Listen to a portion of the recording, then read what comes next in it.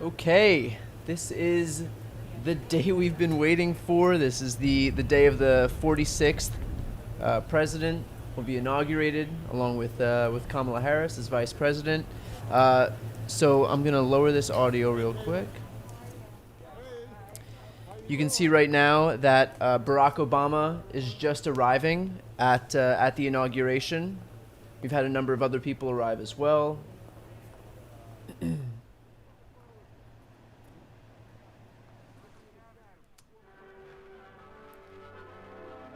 So right now is the official beginning of the inauguration ceremony. I believe that Joe Biden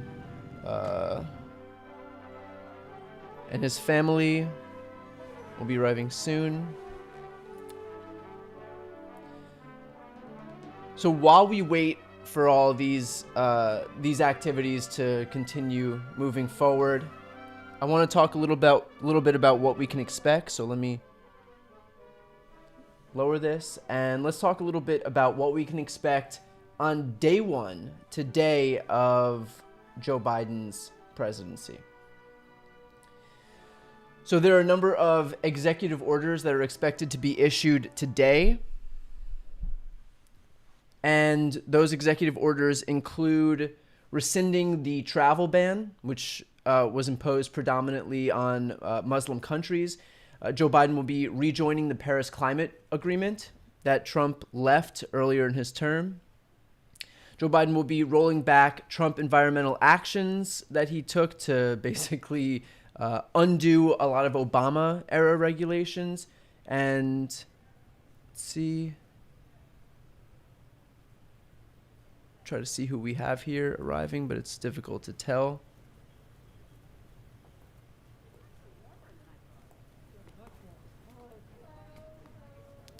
Okay. So again, he'll be rolling back Trump environmental actions. He'll be raising emission standards. He will be dumping the 1776 Commission. If you don't know, if you aren't familiar with the 1776 Commission, it is basically this nationalistic. Let me see if I can pull it up, because it is incredibly. It might be the most damaging education document that I've ever seen. 1776 Commission.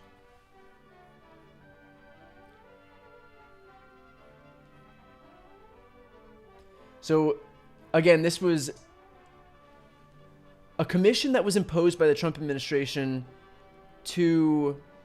that I think was to counter the New York Times 1619 project, and basically sought to have a more nationalistic or proud curriculum for students in schools.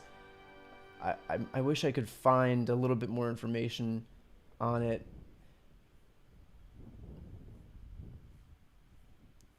In any case, I know that among the issues that they brought about, just some minor setbacks in the 1776 Commission to American greatness were just like as a one-page footnote in the curriculum was slavery and progressivism, both bunched together. So being a progressive is just as damaging to the United States as slavery, according to this 1776 Commission put forward by Trump. So that will be duly dumped by the incoming Biden administration. Biden will also be extending pandemic-related limits on evictions and on student loan payments.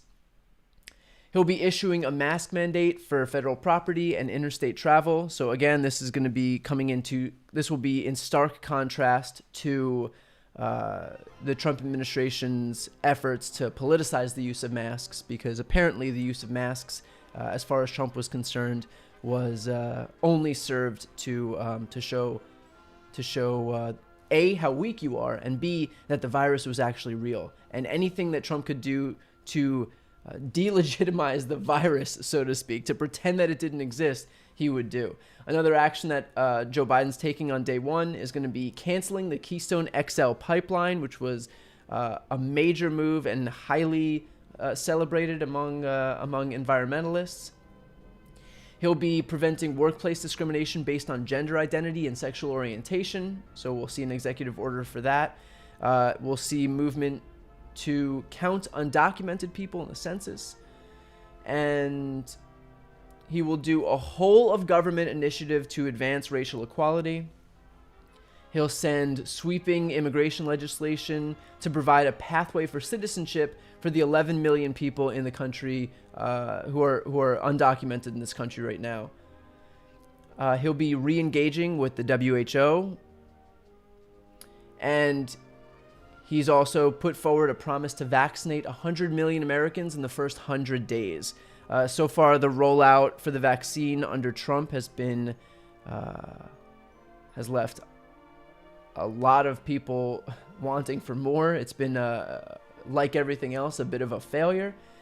So again, we'll be seeing about a third of the country get vaccinated within these next 3 months. And I believe that he'll be asking Surgeon General Jerome Adams to resign. So that's more good news, because I think anybody involved with overseeing the response to this virus and overseeing the vaccine rollout has proven themselves to be utterly inept when it comes to governing.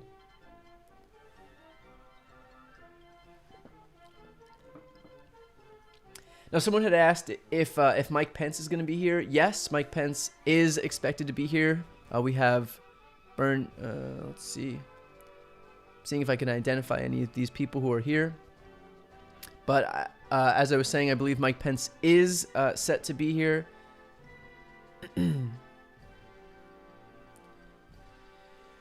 But Donald Trump won't be here. He has already left Washington, D.C. He's already en route to Florida, if he hasn't arrived there already.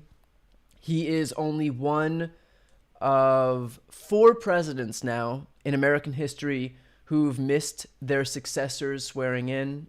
Prior to him, there was John Adams in 1801, his son John Quincy Adams in 1829, and then Andrew Johnson, who sat out when he was replaced by Ulysses S. Grant.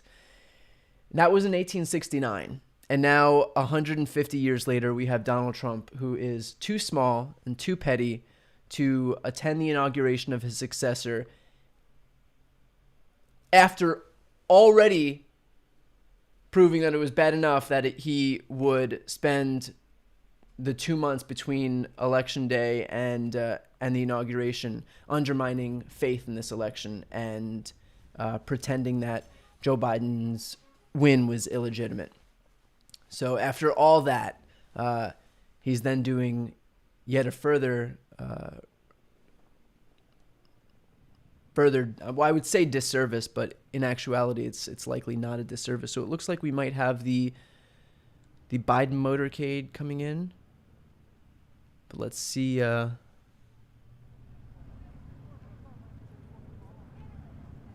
see who we have.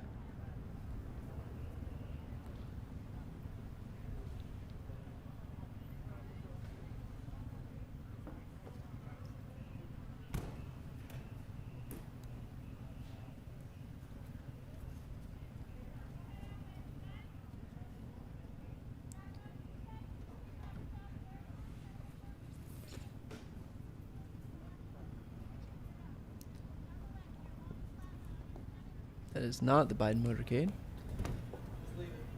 That's Mitch McConnell and his wife, Elaine Chao. So Mitch McConnell has arrived at the inauguration along with his wife, Elaine Chao, who served as Trump's transportation secretary and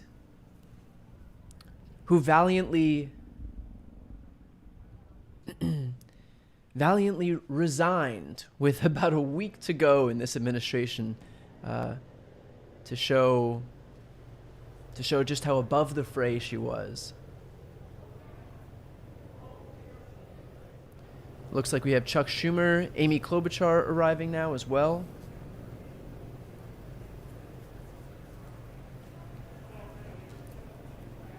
If I'm not mistaken, Steny Hoyer. There's Amy Klobuchar.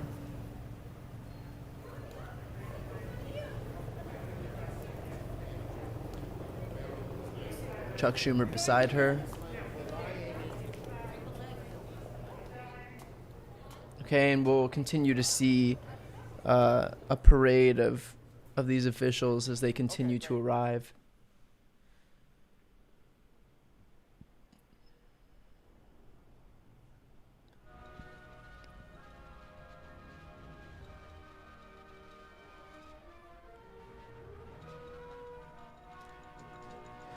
So again, in terms of who will be here, we are expected to see George W. Bush and his wife, Laura Bush, today. Barack Obama and Michelle Obama should be there. Bill and Hillary Clinton. Jimmy Carter will not be here, nor will his wife. It'll be the first presidential inauguration that he's missed since he was sworn in.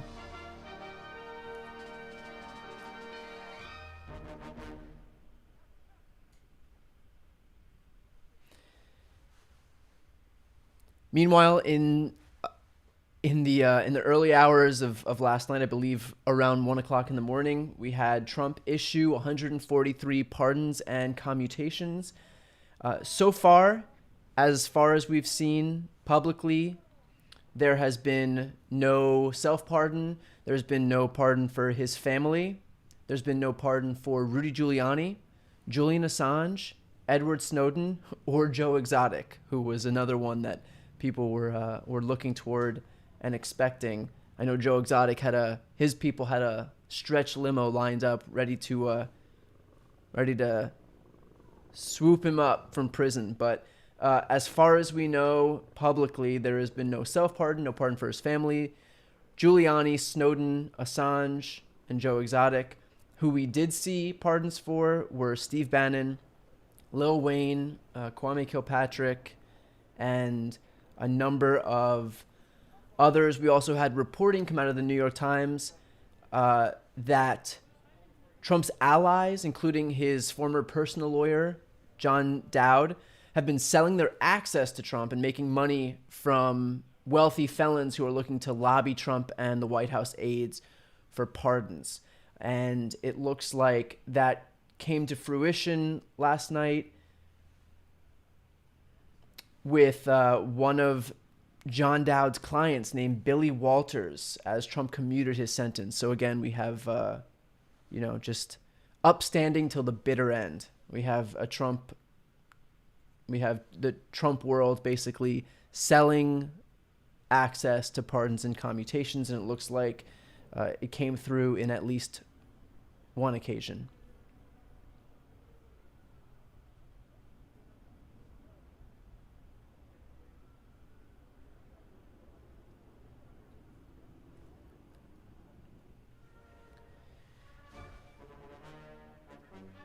And as Trump lands in Florida, he is gearing up for a long post-presidency of not tweeting, among other things. I know he's under the impression that he'll not be able to reach people now, because how else would a president of the United States reach people if not for Twitter? Because it's not like we ever heard a word from Barack Obama, George Bush, Bill Clinton, or anybody prior to them. Just vessels of silence and solitude.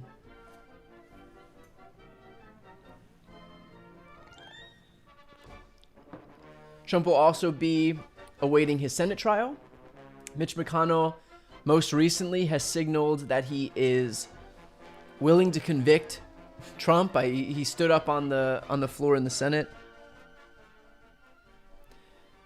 stood up on the floor in the Senate and basically pinned the blame publicly on Trump for inciting the insurrection at the Capitol. He said that his supporters or those in attendance were fed lies, and those lies came from Donald Trump. So basically, Mitch McConnell admitted that Trump was feeding his supporters lies, who then got them riled up and went on to hold an insurrection at the U.S. Capitol. And if Trump's article of impeachment is incitement of insurrection, then basically McConnell proved his vote to indict him right there on the floor.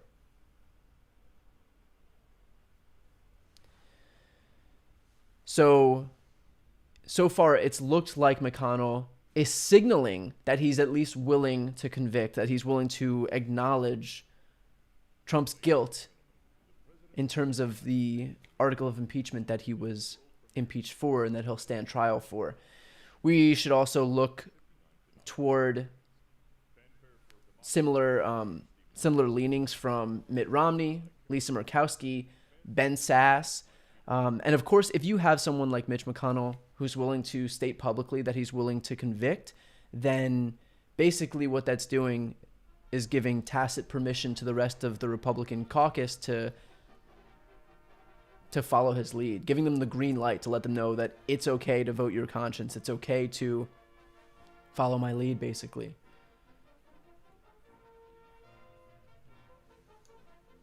And in a lot of ways, Republicans, they need this. They need that green light, because I don't know if you've noticed, but it's not exactly a conference of politicians who are willing to show much backbone. So just by virtue of McConnell standing up and saying that Trump was feeding his supporters lies, and those lies led to the insurrection at the Capitol, it gives basically a lot of tacit permission. It's a permission structure for these people to, the rest of the Republican senators to basically go ahead and cast a guilty verdict on their own behalf as well.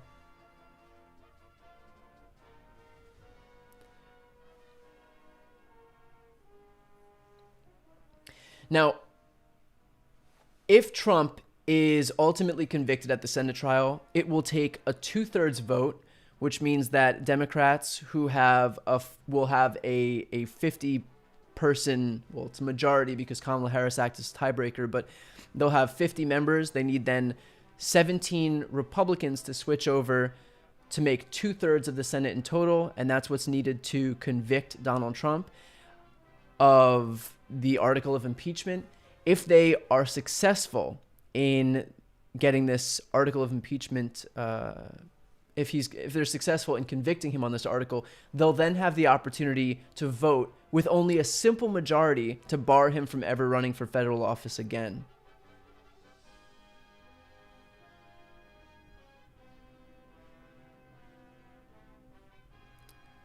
So let's take a look at this for now.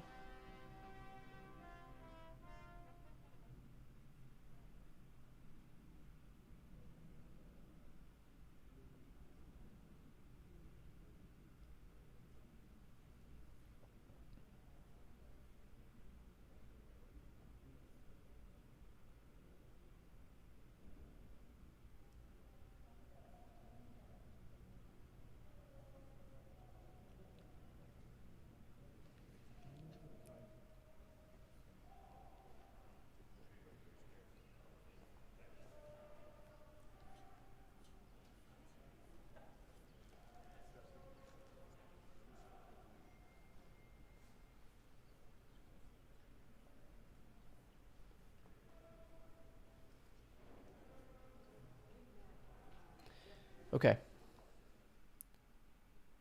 So then we have Bernie Sanders buttoned up. Also late last night, I did want to mention that around 1 o'clock in the morning, Donald Trump rescinded his own ethics executive order banning administration officials from lobbying for 5 years, which was part of his Drain the Swamp promise. So this idea that he was going to ban administration officials from lobbying for 5 years was formed the foundation of the whole drain the swamp promise that he made when he came into office. So by virtue of rescinding this executive order, he's basically offering a tacit admission that he's filling the swamp. Because if this is the move that he put forward to drain the swamp, and then he doubles back on this and says, no, actually, this isn't what I'm going to do anymore. I'm gonna actually allow administration officials to lobby immediately. Well, then he's basically just saying, we're done draining the swamp, considering this was what was put in place to stop the draining, to begin draining the swamp.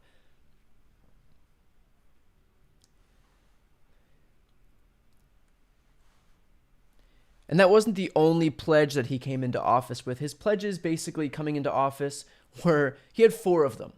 His pledges were making healthcare better and cheaper, and yet he spent the entirety of his presidency trying to undo Obamacare, trying to dismantle the ACA and pushing the Republican Party in Congress to dismantle the ACA. So over his time in office, healthcare has not been made better or cheaper. In fact, he spent most of his time trying to hobble it. His promise was to bring back manufacturing, and we've seen manufacturing jobs just in the last year get completely decimated, along with the rest of jobs in this country. I mean, we had a net 4 million job loss with this latest month.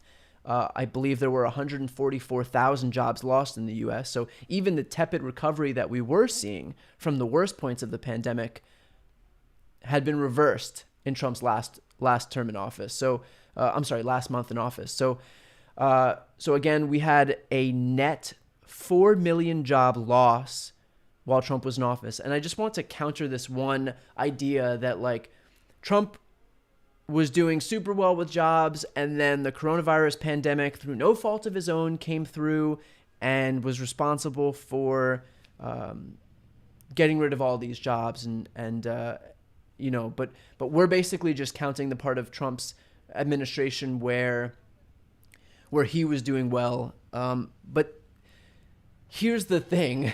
You can't not count the parts that are bad. I mean, I'm sure George W. Bush would love to say that his administration was great and jobs were doing great before the economic recession. I'm sure that any president would love to not count the worst parts of their administration in terms of jobs or lives lost or war started, whatever it was. But that's part of the package. It's baked into the cake. And so you can't just say, oh, Trump was doing great, except for the pandemic that he himself oversaw the response to, wherein millions upon millions of jobs were lost. That's not how it works.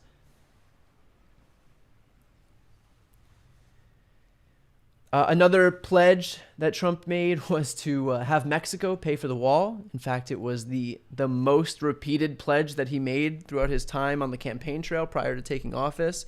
And as far as I know, I'm pretty sure that we haven't seen a check come from Mexico to pay for the wall. And in fact, it's not the only wall that we've seen be erected. We also had a wall erected around the Capitol and a wall erected around the White House for this very inauguration, because Trump himself incited his far-right followers to engage in violent uprisings. And so not only is there a wall on the southern border that Mexico decidedly did not pay for, but there's a wall around the very seat of democracy in Washington, D.C., because Trump basically whipped his supporters into a frenzy and made it so that we can't hold regular events, because Trump supporters are convinced that the election was stolen when it was decidedly and objectively not stolen. And finally, the last pledge that he made was, of course, to drain the swamp. And as I just mentioned, he just rescinded his own executive order at about 1 o'clock in the morning last night to ban his administration officials from lobbying for 5 years, which part of that drain the swamp promise. Let's see if we have any information on who this is.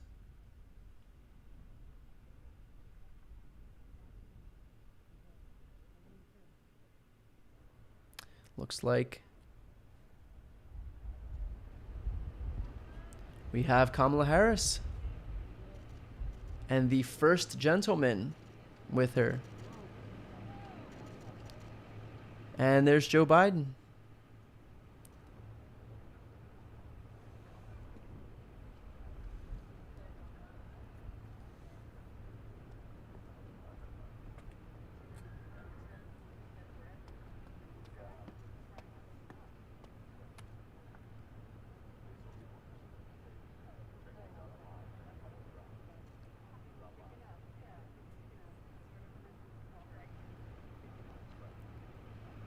The first time in American history that a woman will be sworn in as vice president.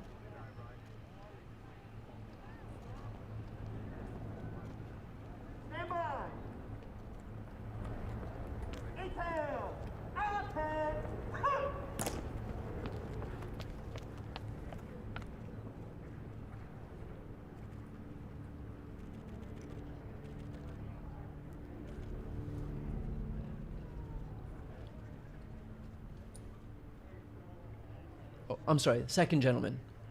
Apologies for that. I said first gentleman earlier.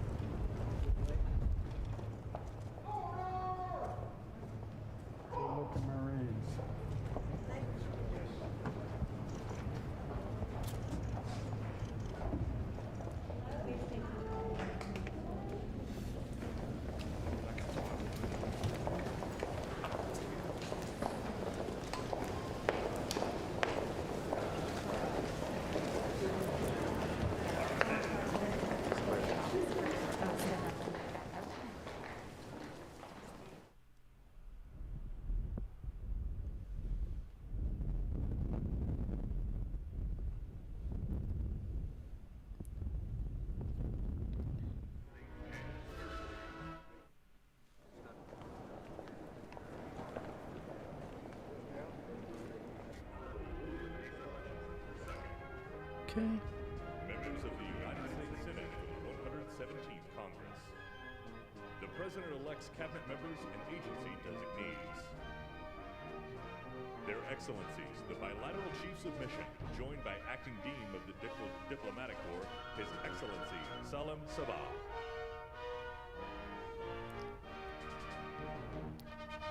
Okay, I believe that was Nancy Pelosi earlier.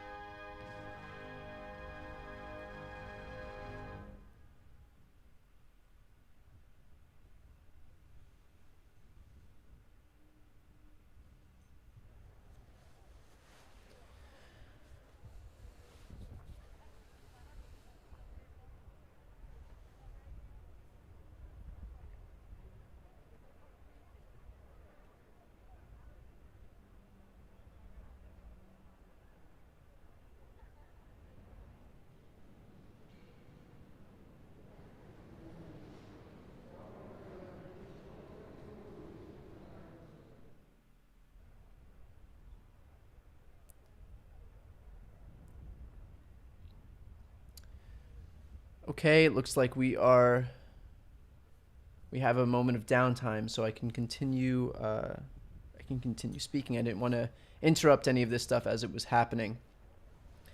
So again, as we were saying before,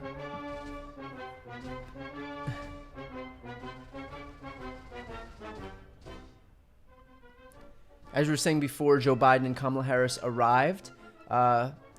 Again, there were 4 pledges that Trump made prior to taking office: better health care, cheaper health care, bringing back manufacturing, having Mexico pay for the wall, and draining the swamp. And I think that what we've seen throughout these last 4 years, and there's Mitt Romney, what we've seen for these last 4 years was a failure in all of those on all of those different levels. So healthcare was not made cheaper. Instead, Trump spent the entirety of his term trying to dismantle the ACA and promising a healthcare plan that we've still yet to see.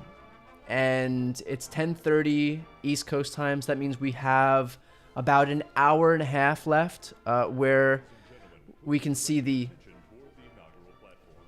healthcare plan that Trump offered. So fingers crossed that we get that healthcare plan soon, because there isn't much time left in his administration. But I believe it was 2 or 3 months ago that he said 2 weeks. So we should be expecting it any day now.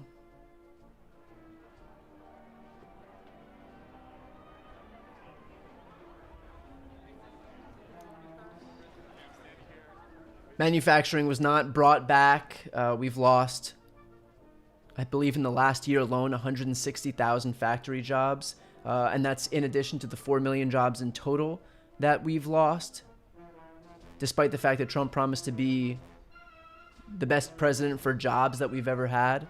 We've seen a net loss of 4 million jobs.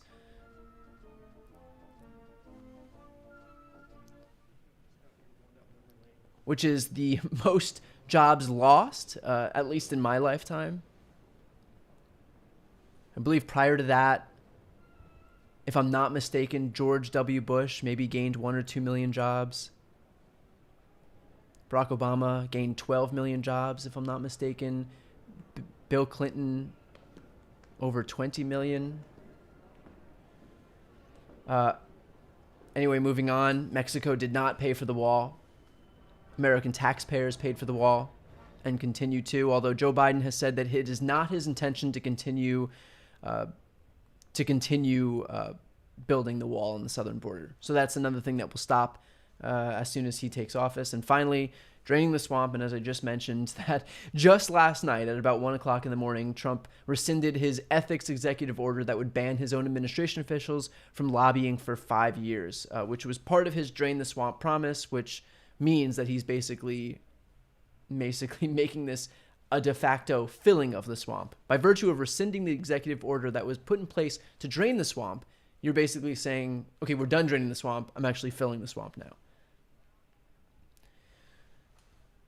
And that is probably why he will have left office with a 29% approval rating, according to the last Pew poll.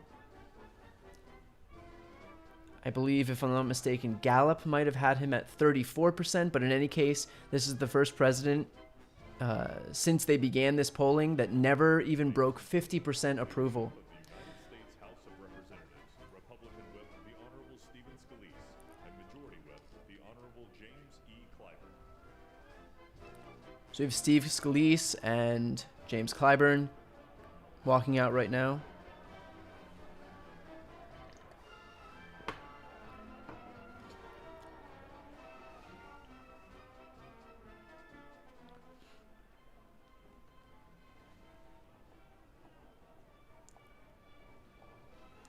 And by the way, this 29% approval rating from Trump is probably why McConnell wants him out. If you're wondering, like, why would McConnell stand up on the Senate floor and signal to his Republican colleagues that it's okay, that to basically give them the green light to convict Donald Trump at the upcoming Senate trial? This is why. It's not because Mitch McConnell has suddenly found a conscience or is looking to do the right thing or is looking to hold a Republican accountable for crimes that he's committed.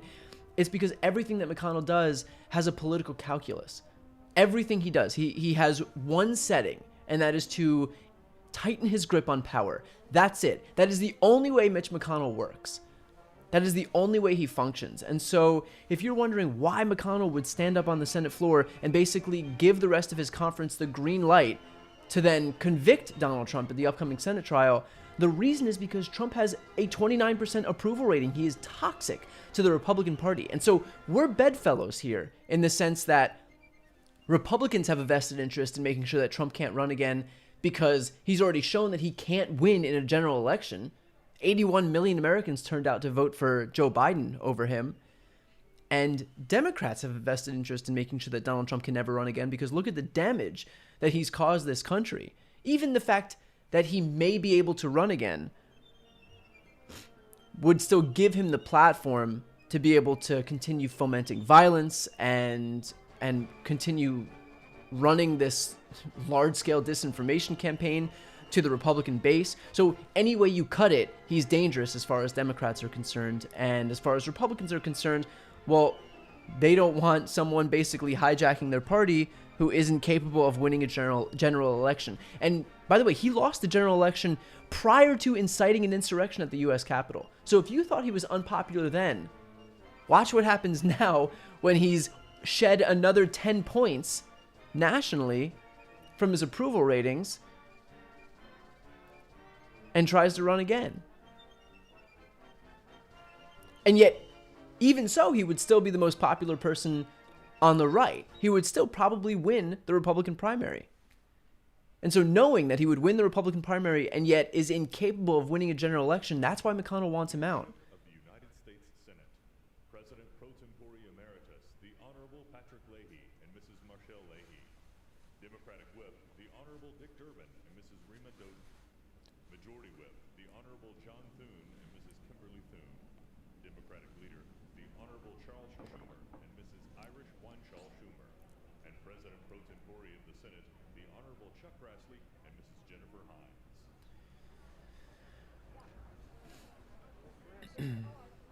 So again, for those just joining, I want to go over some executive orders that we can be expected to see starting today from Joe Biden. He'll be rescinding the travel ban on Muslim countries. He will be rejoining the Paris Climate Accord.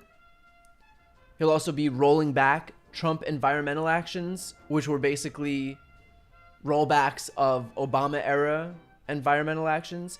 Joe Biden will be raising emission standards. I know that California, luckily, was put in place to was basically there as a safeguard against the Trump administration, because by implementing their own emission standards, that basically dictated where the national emission standards went. So, but in any case, Biden will roll back Trump environmental actions and he'll be raising emission standards. He'll be dumping the 1776 Commission, which was basically an ultra-nationalistic education platform that would have a more positive view of America, because the Trump administration didn't like that we were teaching kids about things like slavery, and that would give them a negative perception of this country. And so now this would be a more nationalistic approach to education, called the 1776 Commission, basically a counter to the New York Times 1619 Project, which did focus on slavery. So that will be duly dumped. I believe they equate, in the 1776 Commission, they have a small section where they go over some of America's missteps, and among those missteps are slavery and progressivism in the same exact bucket. So being a progressive, according to the 1776 Commission, is just as bad as slavery, to give you an idea of what an education outline that came from the Trump administration and Stephen Miller actually looks like. Joe Biden will be extending pandemic-related limits on evictions and student loan payments. He'll be issuing a mask mandate for federal property and interstate travel. I know that the Trump administration seemed to have been going for herd immunity in the White House unto itself, because we'd seen a number of administration officials contract the virus, including Trump himself, Melania, I believe Don Jr. and Barron, Kellyanne Conway, Kayleigh McEnany, Bill Stepien, Nick Luna, so Chris Christie. There were a number of Republican senators, Ron Johnson. I can't remember the other two right now, but in any case, they'll actually be looking to protect the people in this administration. So there's going to be a federal mask mandate among all federal property and interstate travel, which is good news that they're actually taking this seriously. They'll be canceling the Keystone XL pipeline, which was major news and great news for environmentalists. Preventing workplace discrimination based on gender identity and sexual orientation. They'll be counting undocumented people in the census. They'll do a whole of government initiative to advance racial equality. They're going to be providing a pathway to citizenship for the 11 million undocumented immigrants in this country, which, again, is another one of those issues that is wholly popular among the American people, that the vast majority of the American people do support. Ladies and gentlemen, former Vice President, the Honorable Dan Quayle.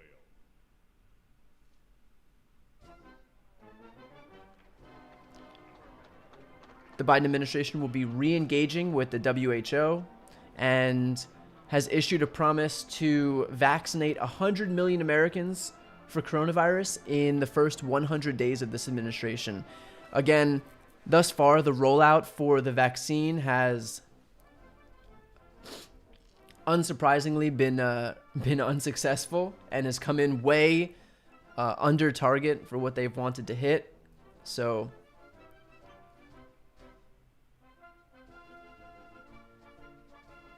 and then finally, even today, Joe Biden will be asking Jerome Adams, the Surgeon General, to step down.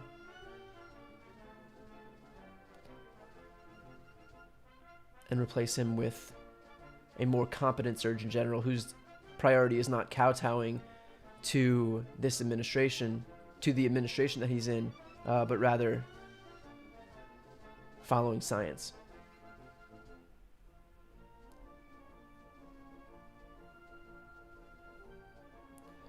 So those are a number of executive orders that are going to happen on day one.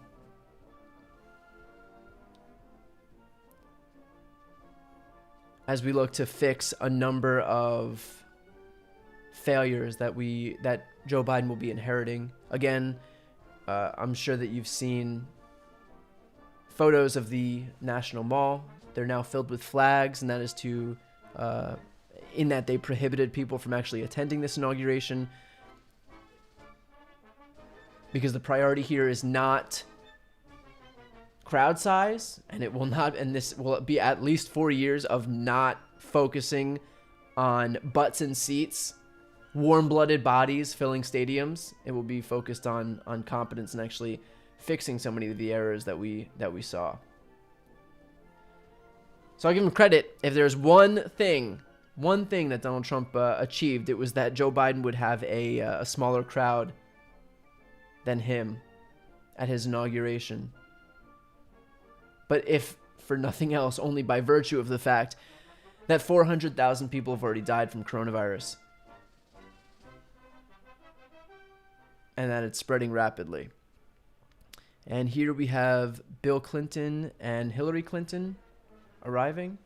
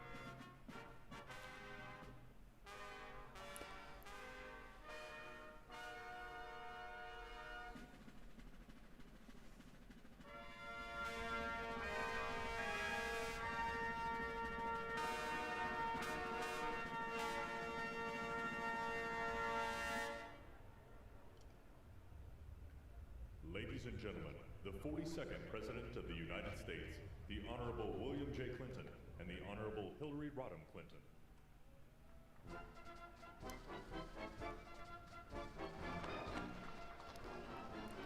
Bill and Hillary Clinton walking in now, and you've seen just behind them is George W. Bush and Laura Bush.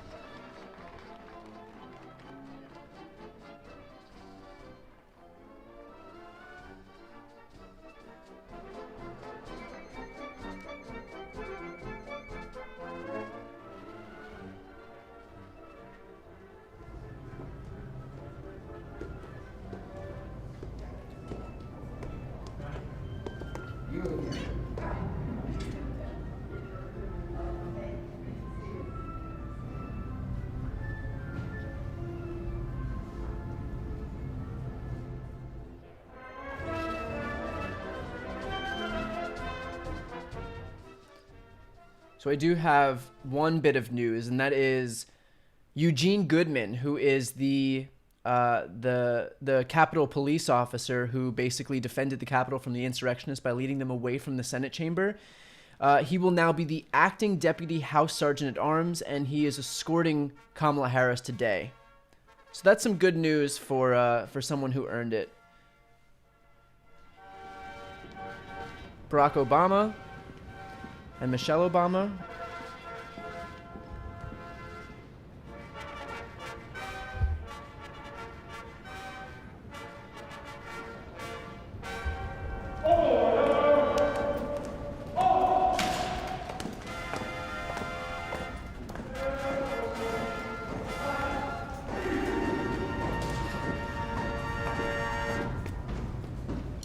Ladies and gentlemen, the 43rd President of the United States, the Honorable George W. Bush and Mrs. Laura Bush.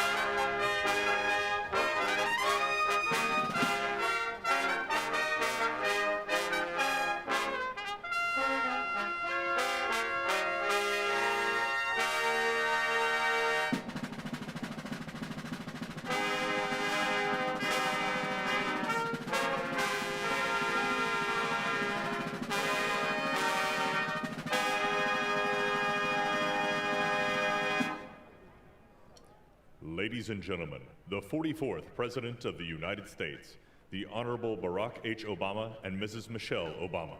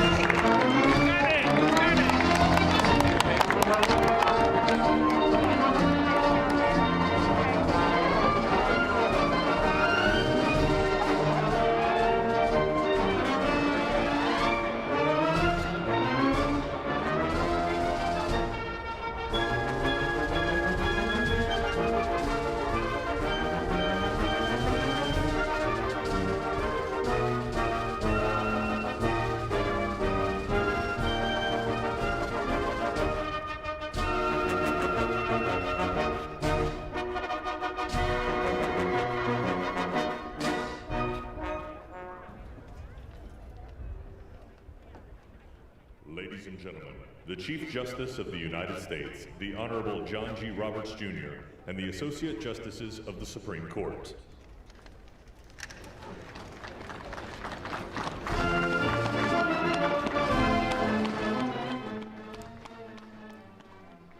So I also want to take this moment to please ask, I'll continue letting this play out, but I figured while these Supreme Court justices move in, if you're not subscribed to my channel, if you could please subscribe. I don't do memberships or anything like that, so I won't ask for money. It's always free. But if you can just subscribe to my channel, I do breaking news videos every day. So again, there's there's a number of times where I'll do these live streams, but for right now, if you can subscribe to my channel for breaking news videos, that'd be great.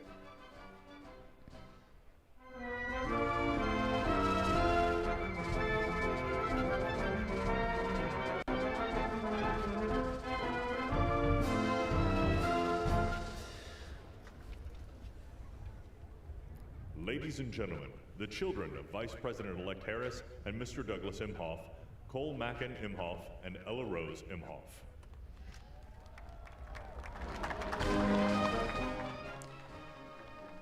So again, Kamala Harris today is being escorted by Eugene Goodman, who is the Capitol police officer who led the insurrectionists away from the Senate chamber. So he is now escorting Kamala Harris. He escorted her when she arrived. So that's just some good news to see him get recognized like that. Again, when those insurrectionists arrived at the Capitol, it was Eugene Goodman who saw that the Capitol chamber was unattended as the mob of insurrectionists were approaching. And instead of going to the Senate chamber, he had, the smart idea to basically lead them away because he knew that the protesters were going to, the insurrectionists were going to follow him. So good to see him getting recognized.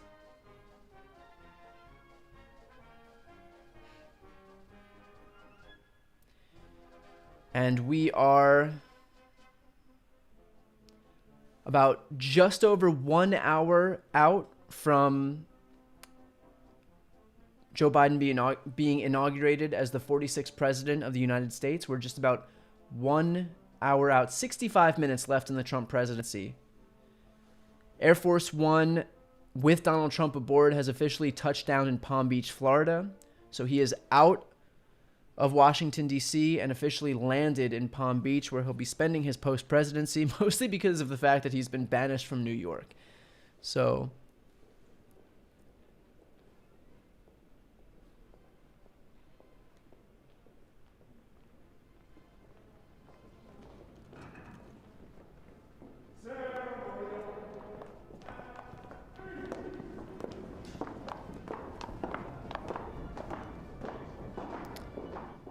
we have Joe Biden's family arriving right now.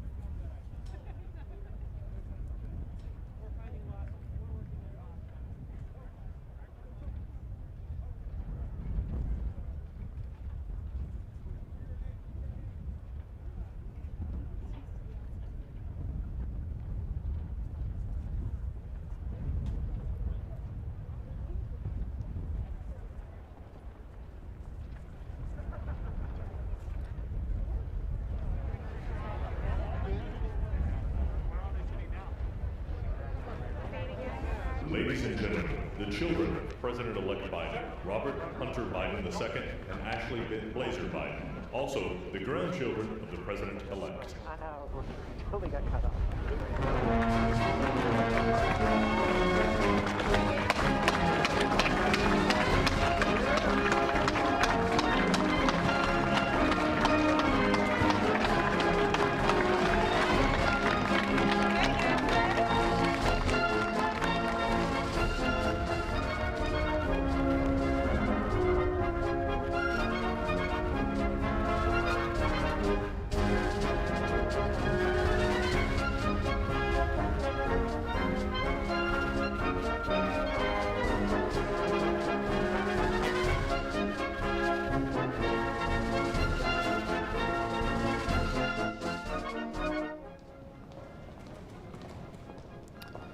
Mike Pence arriving, and if I'm not mistaken, he didn't attend Trump's send-off earlier today prior to him leaving for Florida.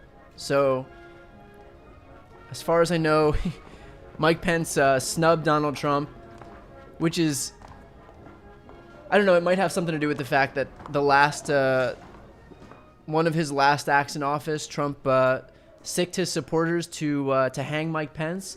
I don't know, that might have had something to do with it. Could be something else.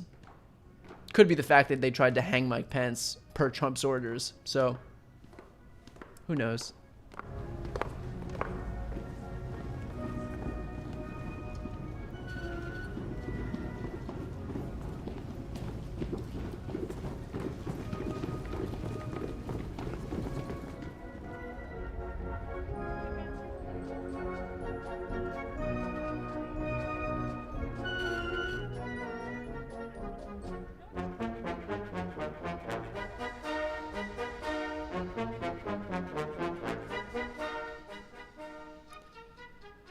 So it is 11 o'clock East Coast time. We have officially 1 hour left until Joe Biden is sworn in as president.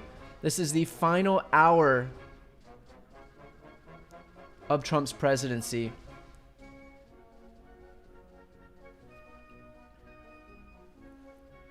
I do want to make a point that the Supreme Court justices that walked in, those not included were Thomas, Alito, and Breyer.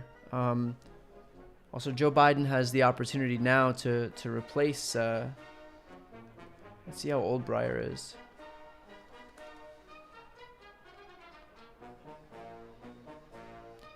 Stephen Breyer is 82. So I think one lesson that we can take out of the Ruth Bader Ginsburg saga is that now might be a good time for Stephen Breyer to step down. The Secretary of the Senate, the Honorable Julie E. Adams, and Chief Administrative Officer of the House of Representatives, Catherine Spindor.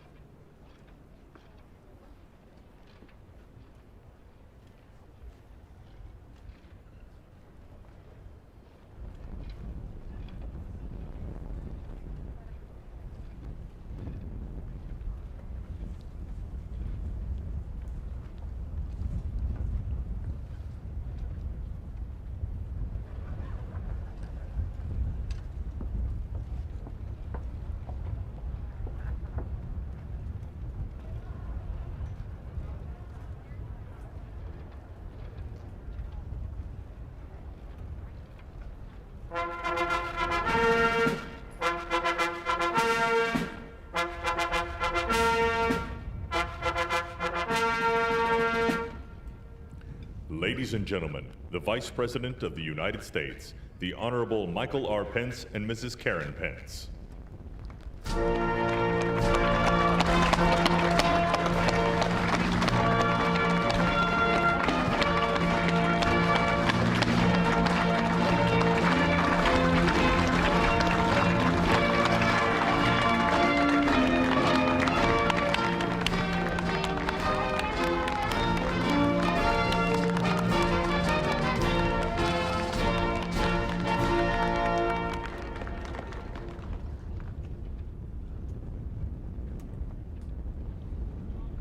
And of course, Pence is the only one from this administration to show up. Donald Trump, as I mentioned before, left earlier this morning, I believe 8 a.m. East Coast time for Florida, where he just landed a few minutes ago. And as far as I know, Pence did not attend Trump's send-off ceremony that he planned for himself. So he snubbed Donald Trump and showed up at Biden's administration instead.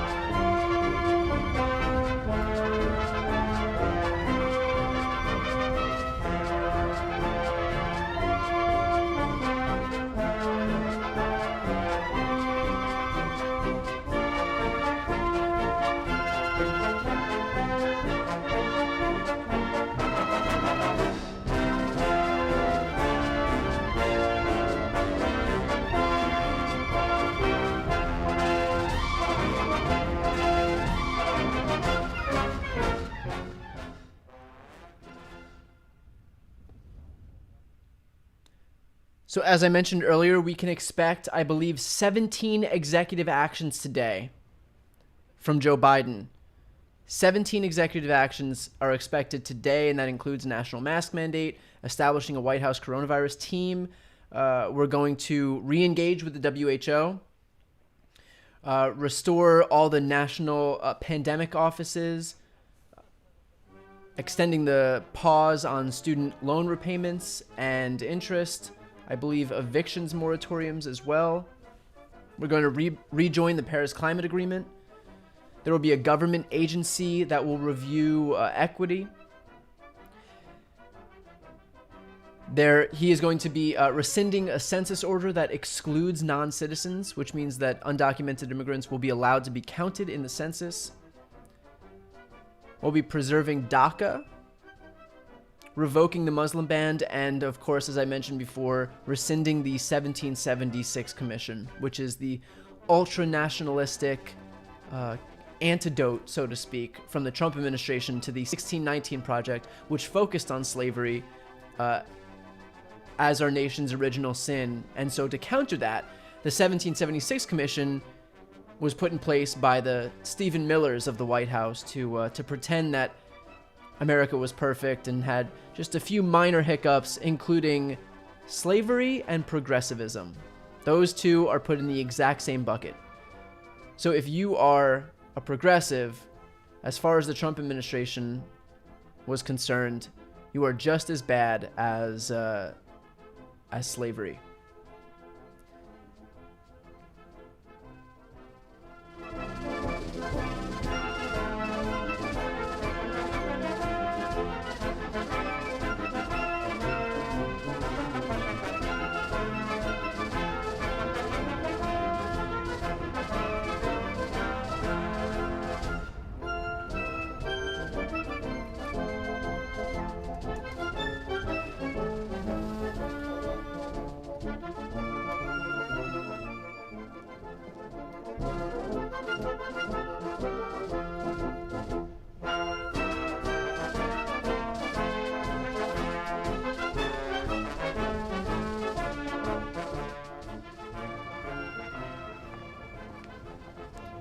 So there's Eugene Goodman, the Capitol Hill police officer who led the insurrectionists away from the Senate chamber.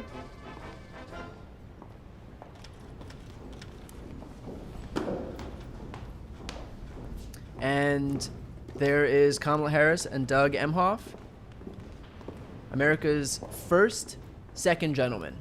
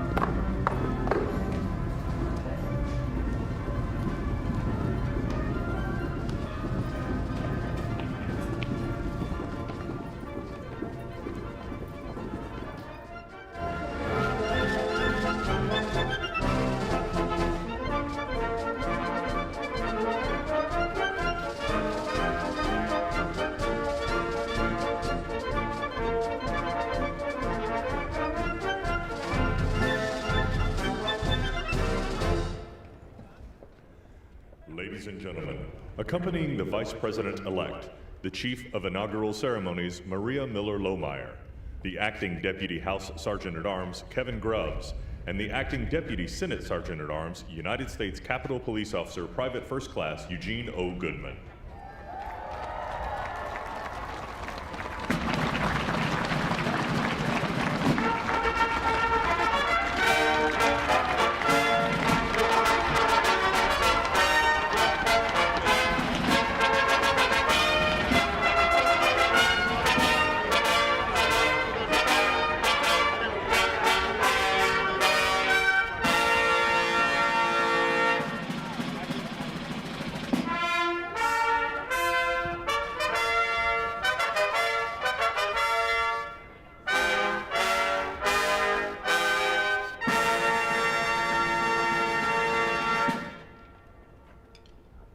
Ladies and gentlemen, the Vice President-elect of the United States, Kamala Devi Harris, and Mr. Douglas Emhoff.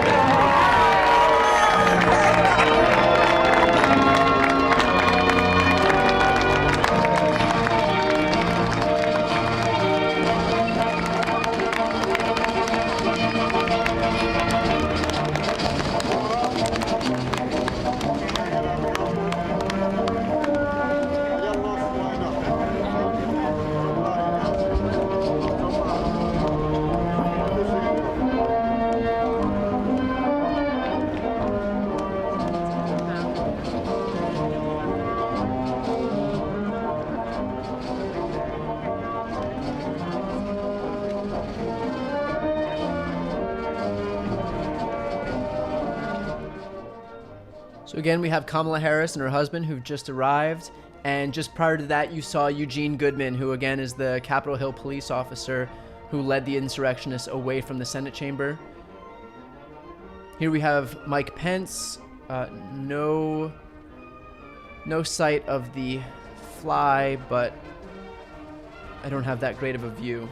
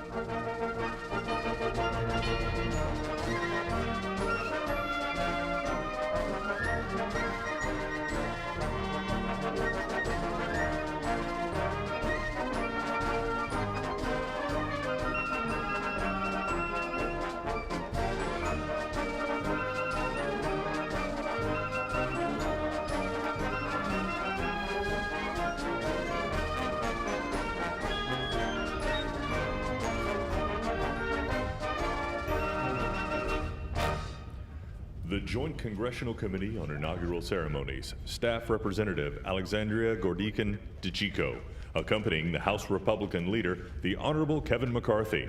Staff Representative Bridget Brennan, accompanying House Majority Leader, the Honorable Steny Hoyer and Mrs. Yvette Lewis. Staff Representative Kate Knudsen, accompanying Speaker of the House of Representatives, the Honorable Nancy Pelosi and Mr. Paul Pelosi. Staff Representative Lindsey Kerr, accompanying the Honorable Amy Klobuchar and Mr. John Bessler. Staff Representative Stephanie Hager-Mucko, accompanying Senate Majority Leader, the Honorable Mitch McConnell and the Honorable Elaine L. Chao. And Staff Representative Rochelle Graves Schroeder, accompanying the Chairman of the Joint Congressional Committee on Inaugural Ceremonies, the Honorable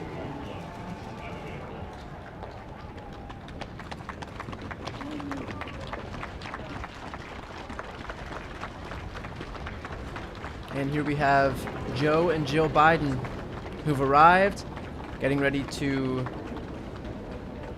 enter onto the stage. We have less than 45 minutes until Joe Biden will be officially sworn in as the 46th President of the United States.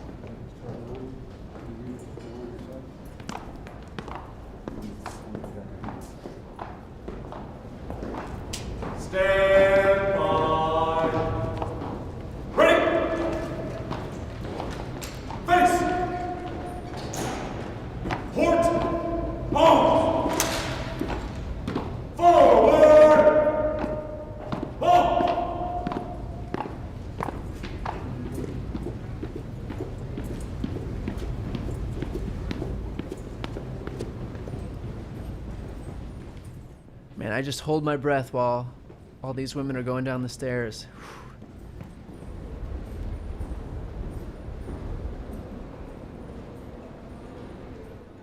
Not their first rodeo, though. I think they've got it. I don't think they need me to hold my breath. I think they're good.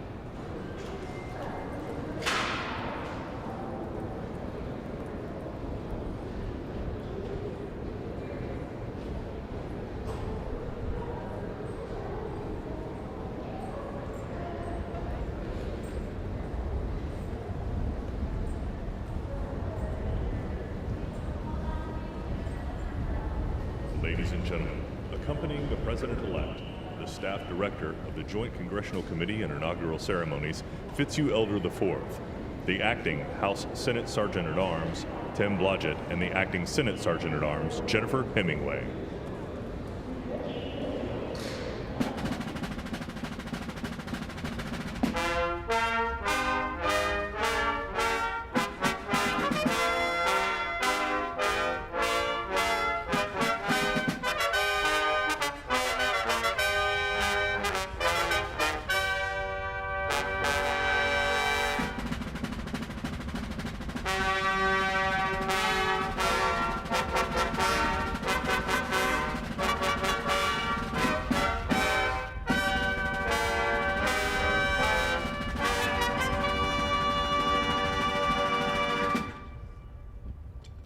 Ladies and gentlemen, the President-elect of the United States, Joseph Robinette Biden Jr., and Dr. Jill Biden.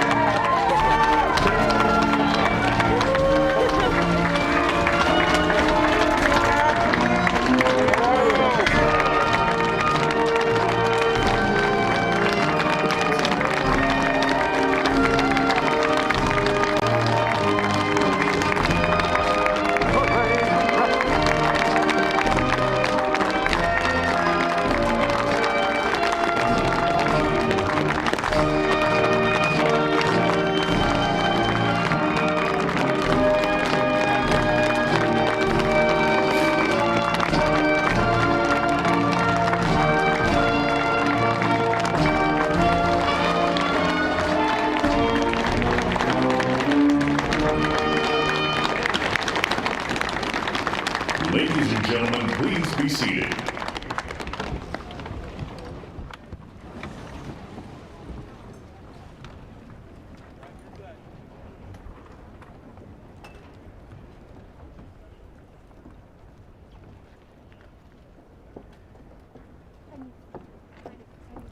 Please welcome the Honorable Amy Klobuchar.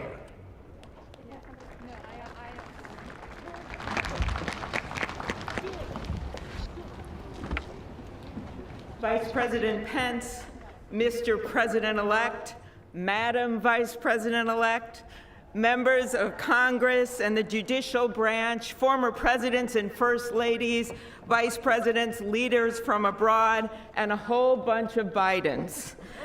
America, welcome to the 59th presidential inauguration, where in just a few moments, Joe Biden and Kamala Harris will take their solemn oaths. This ceremony is the culmination of 244 years of a democracy. It is the moment when leaders brought to this stage by the will of the people promise to be faithful to our Constitution, to cherish it and defend it. It is the moment when they become, as we all should be, guardians of our country. Have we become too jaded, too accustomed to the ritual of the passing of the torch of democracy to truly appreciate what a blessing and a privilege it is to witness this moment? I think not. 2 weeks ago, when an angry, violent mob staged an insurrection and desecrated this temple of our democracy, it awakened us to our responsibilities as Americans. This is the day when our democracy picks itself up, brushes off the dust, and does what America always does: goes forward as a nation under God, indivisible, with liberty and justice for all. This conveyance of a sacred trust between our leaders and our people takes place in front of this shining Capitol dome for a reason. When Abraham Lincoln gave his first inaugural address in front of this Capitol, the dome was only partially constructed, braced by ropes of steel. He promised he would finish it. He was criticized for spending funds on it during the Civil War. To those critics, he replied, "If the people see the Capitol going on, it is a sign we intend the Union shall go on." And it did, and it will. Generations of Americans gave their lives to preserve our republic in this place.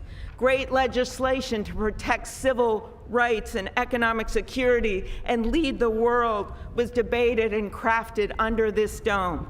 Now it falls on all of us, not just the two leaders we are inaugurating today, to take up the torch of our democracy, not as a weapon of political arson, but as an instrument for good.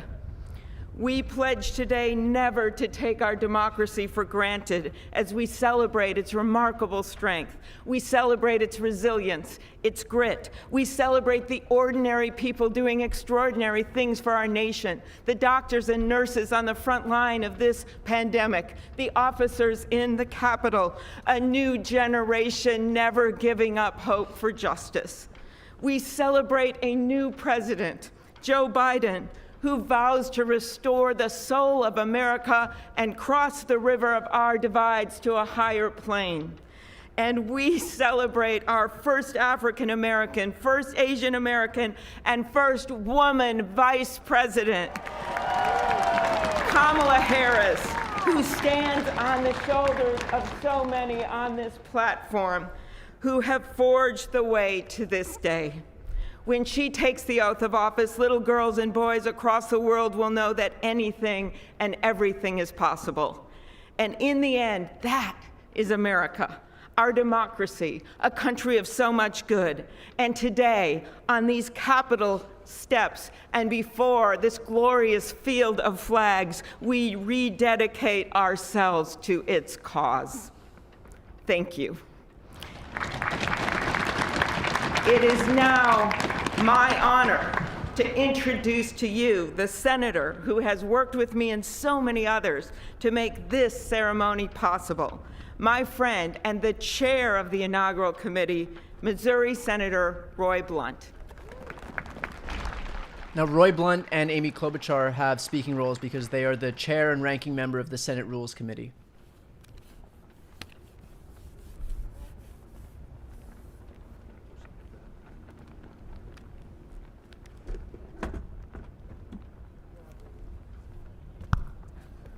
Well, I should have known when Senator Klobuchar got involved, at least there'd be a touch of snow up here this morning. Of all the things we'd considered, I don't think snow was on my agenda till I walked out the door a moment ago. But thank you, Senator Klobuchar, and thanks to the other members of the Joint Congressional Committee on the Inauguration as we officially begin the 59th inaugural ceremony. I also want to thank the Joint Committee staff and our partners, particularly our security partners, for the way they've dealt with unprecedented circumstances. When I chaired the inauguration 4 years ago, I shared President Reagan's 1981 description of this event as commonplace and miraculous. Commonplace because we've done it every 4 years since 1789. Miraculous because we've done it every 4 years since 1789. Americans have celebrated this moment during war, during depression, and now during pandemic. Once again, all three branches of our government come together as the Constitution envisions. Once again, we renew our commitment to our determined democracy, forging a more perfect union. That theme for this inauguration, our determined democracy, forging a more perfect union, was announced by the Joint Committee before the election with the belief that the United States can only fulfill its promise and set an example for others if we are always working to be better than we have been. The Constitution established that determined democracy with its first three words, declaring the people as the source of the government. The Articles of Confederation hadn't done that. The Magna Carta hadn't done that. Only the Constitution says the government exists because the people are the source of the reason it exists. They immediately followed those first three words with the words to form a more perfect union. The founders did not say to form a perfect union. They did not claim that in our new country nothing would need to be improved. Fortunately, they understood that always working to be better would be the hallmark of a great democracy. The freedoms we have today, the nation we have today, is not here just because it happened, and they aren't complete. A great democracy working through the successes and failures of our history, striving to be better than it had been. And we are more than we have been, and we are less than we hope to be. The assault on our Capitol at this very place just 2 weeks ago reminds us that a government designed to balance and check itself is both fragile and resilient. During the last year, the pandemic challenged our free and open society and called for extraordinary determination and sacrifice, and still challenges us today.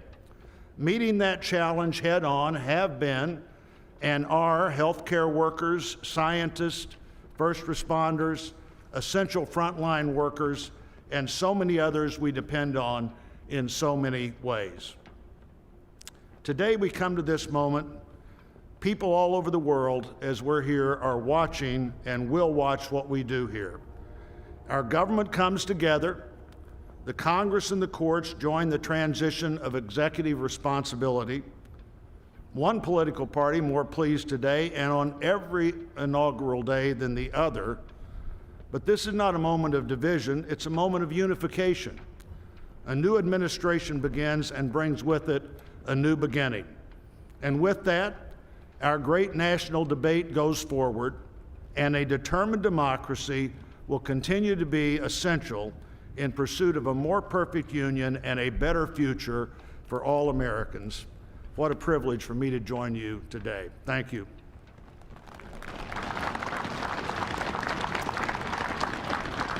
I'm pleased to call to the podium a longtime friend of the President-elect and his family, Father Leo O'Donovan, to lead us in an invocation. Please stand if you are able and remain standing for the national anthem and the pledge to our flag.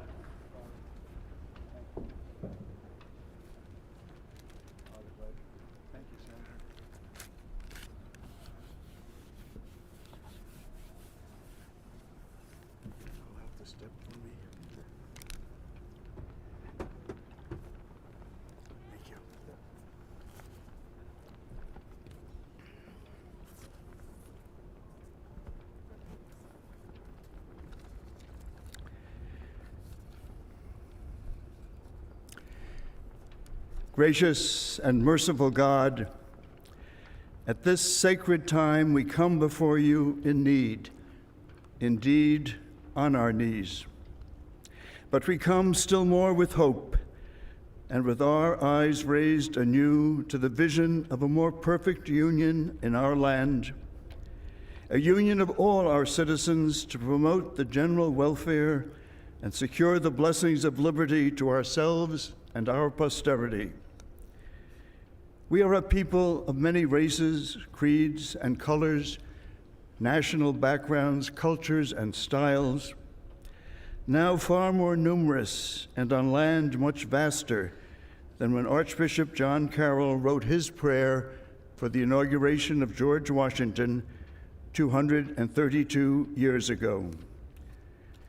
Archbishop Carroll prayed that you, O Creator of all, would assist with your Holy Spirit of counsel and fortitude the President of these United States, that his administration may be conducted in righteousness, and be eminently useful to your people.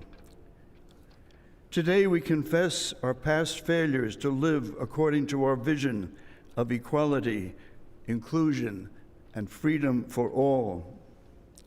Yet we resolutely commit still more now to renewing the vision, to caring for one another in word and deed, especially the least fortunate among us, and so becoming a light for the world.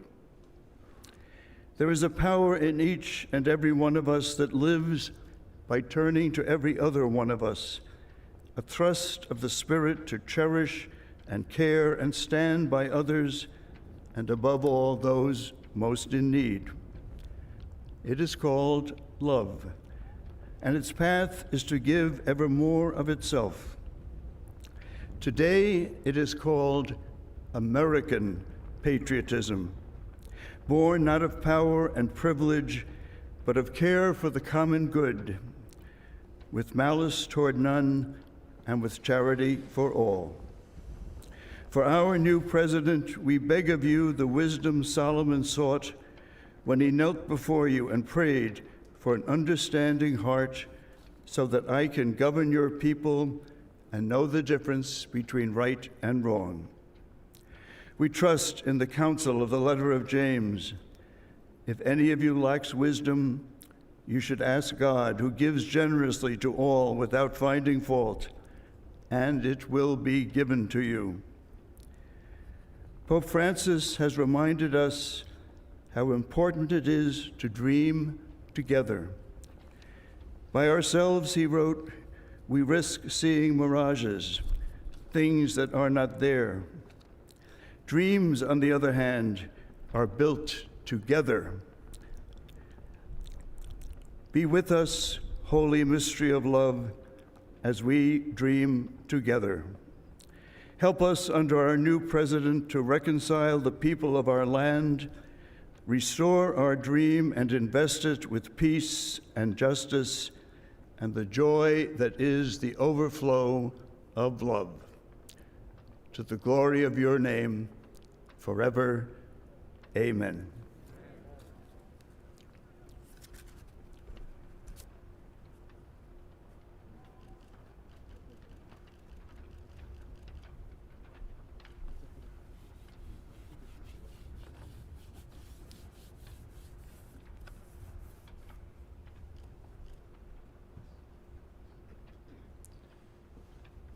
About 25 minutes left until Biden is officially sworn in.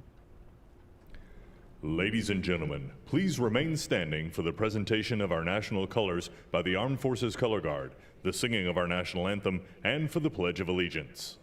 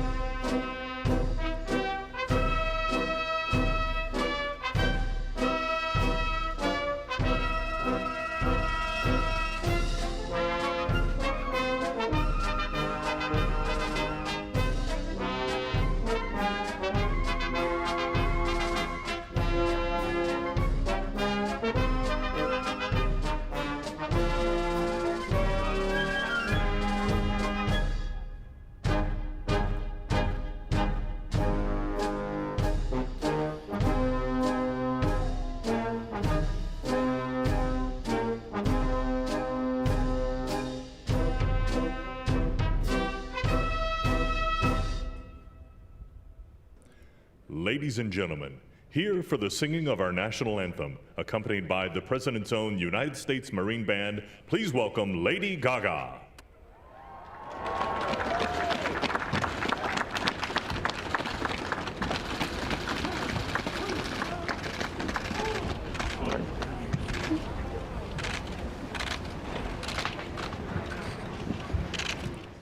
Well, if I wasn't worried about a woman going down the stairs before, I definitely am now.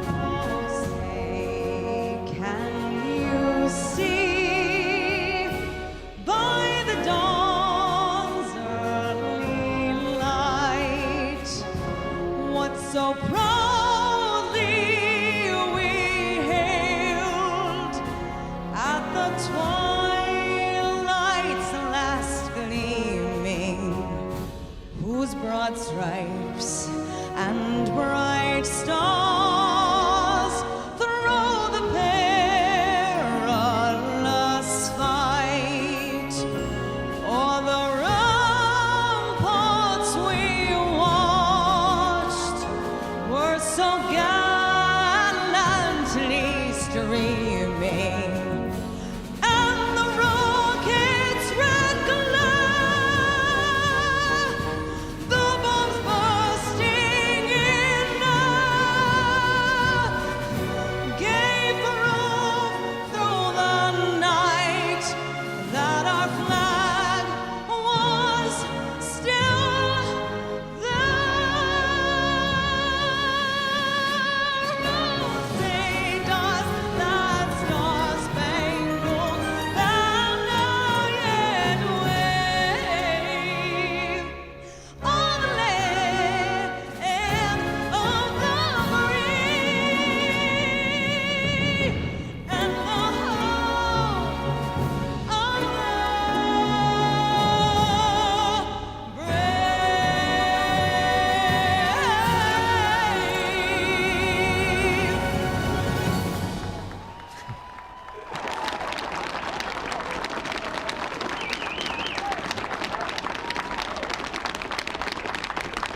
of the brave? And now my iteration. I can promise you the one thing you do not want to hear is my iteration.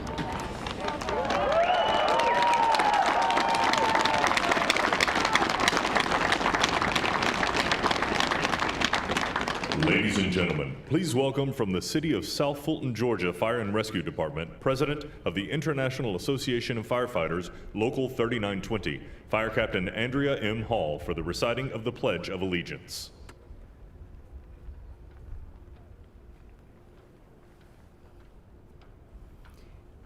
I pledge allegiance to the flag of the United States of America and to the republic for which it stands, one nation, under God, indivisible, with liberty and justice for all.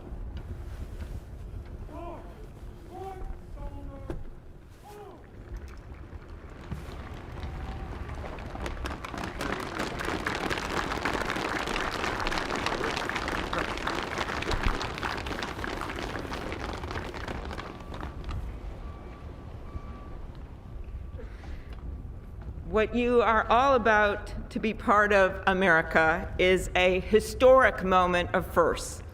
To administer the oath to our first African American, our first Asian American, and our first woman vice president, Kamala Harris, it is my great privilege to welcome to the inaugural stage the first Latina to ever serve on the Supreme Court of the United States of America, Justice Sonia Sotomayor. Ladies and gentlemen, please remain standing for the oath of office, followed by musical honors.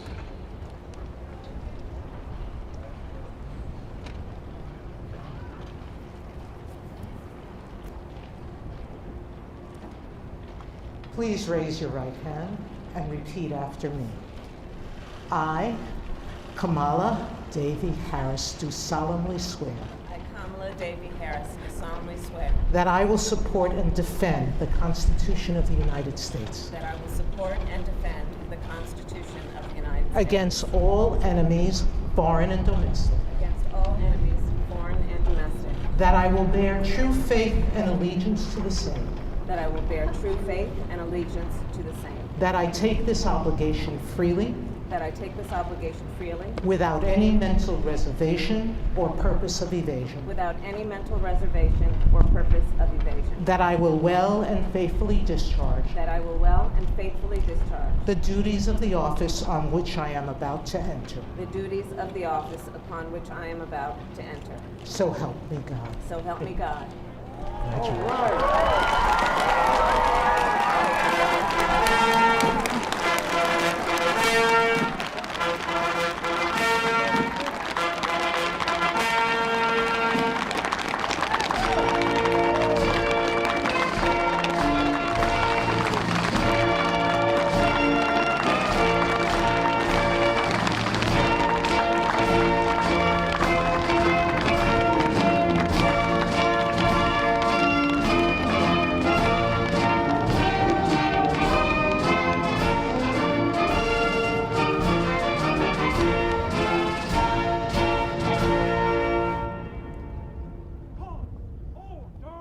So it's official. Kamala Ladies Harris and has been gentlemen, sworn please in be seated.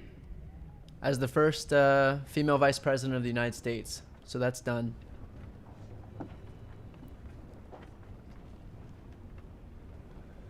Please welcome Jennifer Lopez to perform This Land Is Your Land and America the Beautiful, accompanied by members of the President's Own United States Marine Band.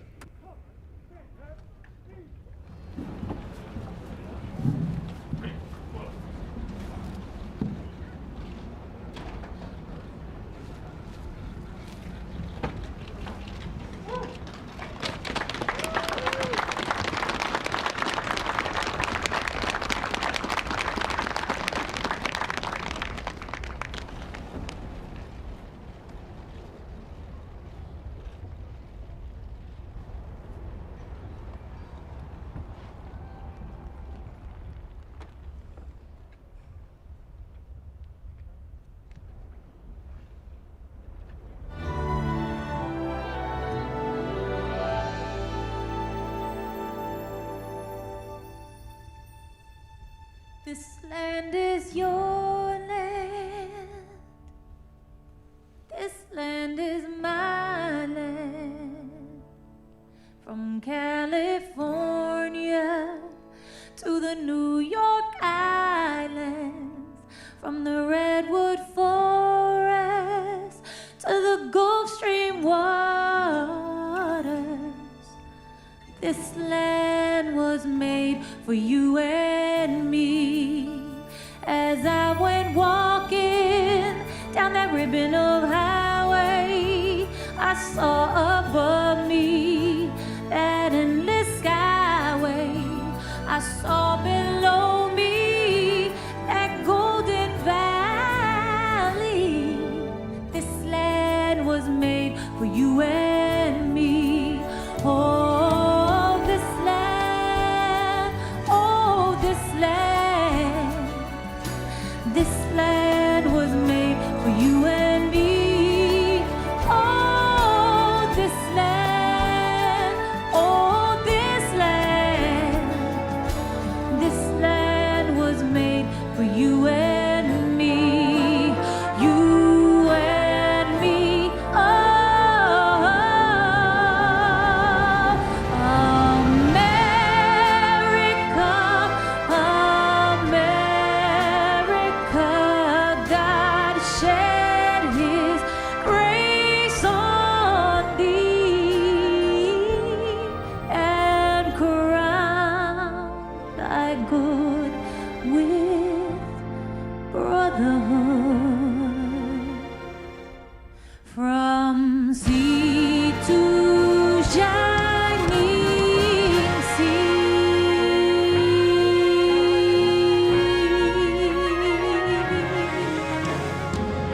Una nación bajo Dios, indivisible, con libertad y justicia para todos. Let's get loud,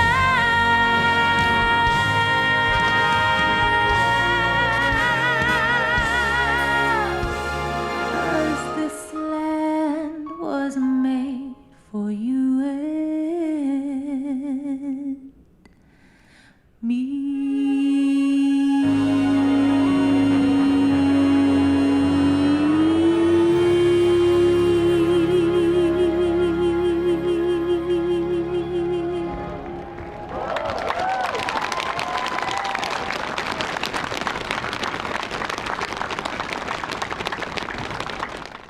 I was really hoping to see like Bernie Sanders in the background just throwing down, the only one.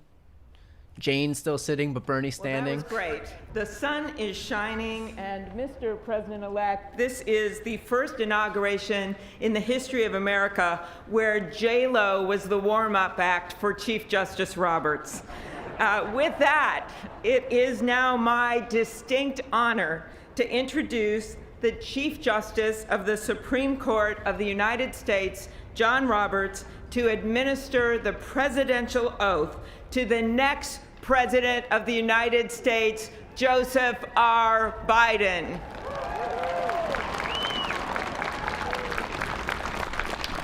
All right, Ladies and here we gentlemen, go. please stand for the oath of office, followed by musical honors.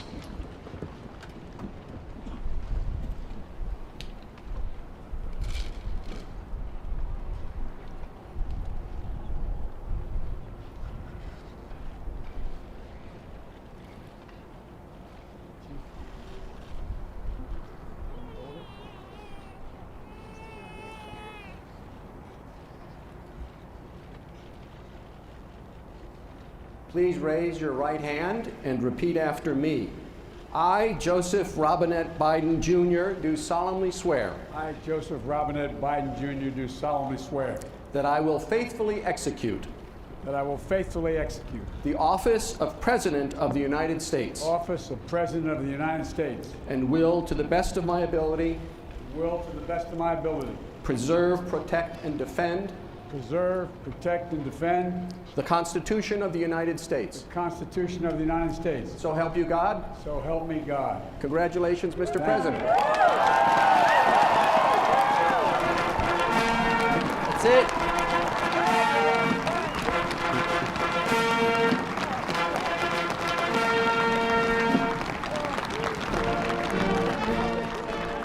Joe Biden is the 46th president of the United States. The Trump era is over.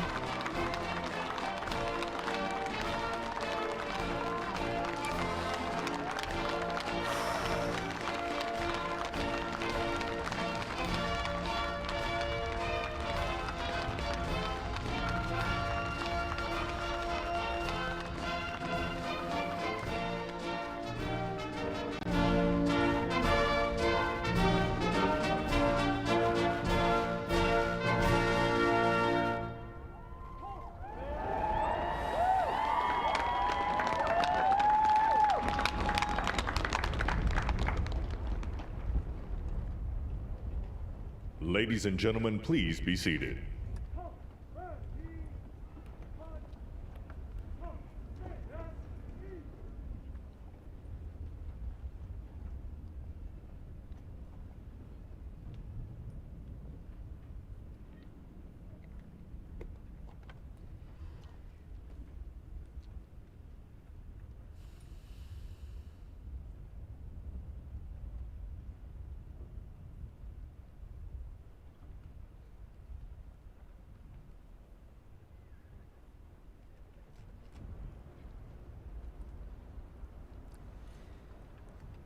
I think if I exhaled any longer, I was going to pass out.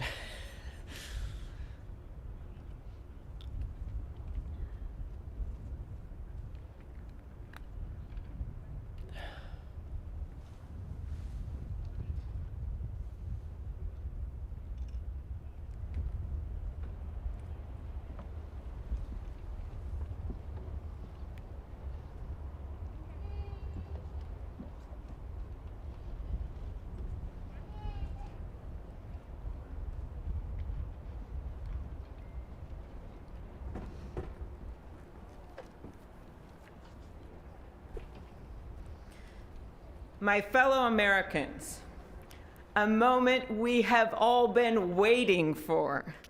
It is now my great privilege and high honor to be the first person to officially introduce the 46th President of the United States, Joseph R. Biden, Jr.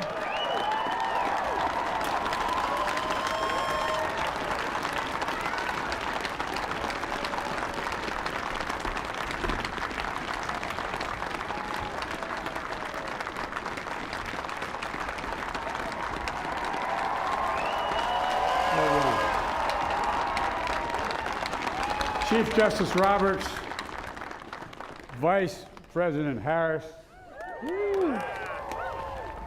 Speaker Pelosi, Leader Schumer, Leader McConnell, Vice President Pence, and my distinguished guests, my fellow Americans. This is America's day. This is democracy's day, a day of history and hope, of renewal and resolve. Through a crucible for the ages, America has been tested anew, and America has risen to the challenge. Today, we celebrate the triumph not of a candidate, but of a cause, the cause of democracy. The people, the will of the people has been heard, and the will of the people has been heeded. We've learned again that democracy is precious. Democracy is fragile. And at this hour, my friends, democracy has prevailed. So now, On this hallowed ground where just a few days ago, violence sought to shake the Capitol's very foundation, we come together as one nation, under God, indivisible, to carry out the peaceful transfer of power as we have for more than 2 centuries. As we look ahead in our uniquely American way, restless, bold, optimistic, and set our sights on the nation we know we can be and we must be. I thank my predecessors of both parties for their presence here today. I thank them from the bottom of my heart. And I know All but one. And I know the resilience of our Constitution and the strength of our nation, as does President Carter, who I spoke with last night, who cannot be with us today, but whom we salute for his lifetime in service. I've just taken the sacred oath each of those patriots have taken. The oath first sworn by George Washington. But the American story depends not on any one of us, not on some of us, but on all of us, on we the people who seek a more perfect union. This is a great nation. We are good people. And over the centuries, through storm and strife, in peace and in war, we've come so far, but we still have far to go. We'll press forward with speed and urgency, for we have much to do in this winter of peril and significant possibilities. Much to repair, much to restore, much to heal, much to build, and much to gain. Few people in our nation's history have been more challenged or found a time more challenging or difficult than the time we're in now. Once-in-a-century virus that silently stalks the country has taken as many lives in 1 year as America lost in all of World War II. Millions of jobs have been lost. Hundreds of thousands of businesses closed. A cry for racial justice, some 400 years in the making, moves us. The dream of justice for all will be deferred no longer. A cry for survival comes from the planet itself, a cry that can't be any more desperate or any more clear. And now, a rise of political extremism, white supremacy, domestic terrorism, that we must confront and we will defeat. To overcome these challenges, to restore the soul and secure the future of America, requires so much more than words. It requires the most elusive of all things in a democracy: unity. Unity. In another January, on New Year's Day in 1863, Abraham Lincoln signed the Emancipation Proclamation. When he put pen to paper, the president said, and I quote, "If my name ever goes down into history, it'll be for this act, and my whole soul is in it." My whole soul is in it. Today, on this January day, my whole soul is in this, bringing America together, uniting our people, uniting our nation. And I ask every American to join me in this cause.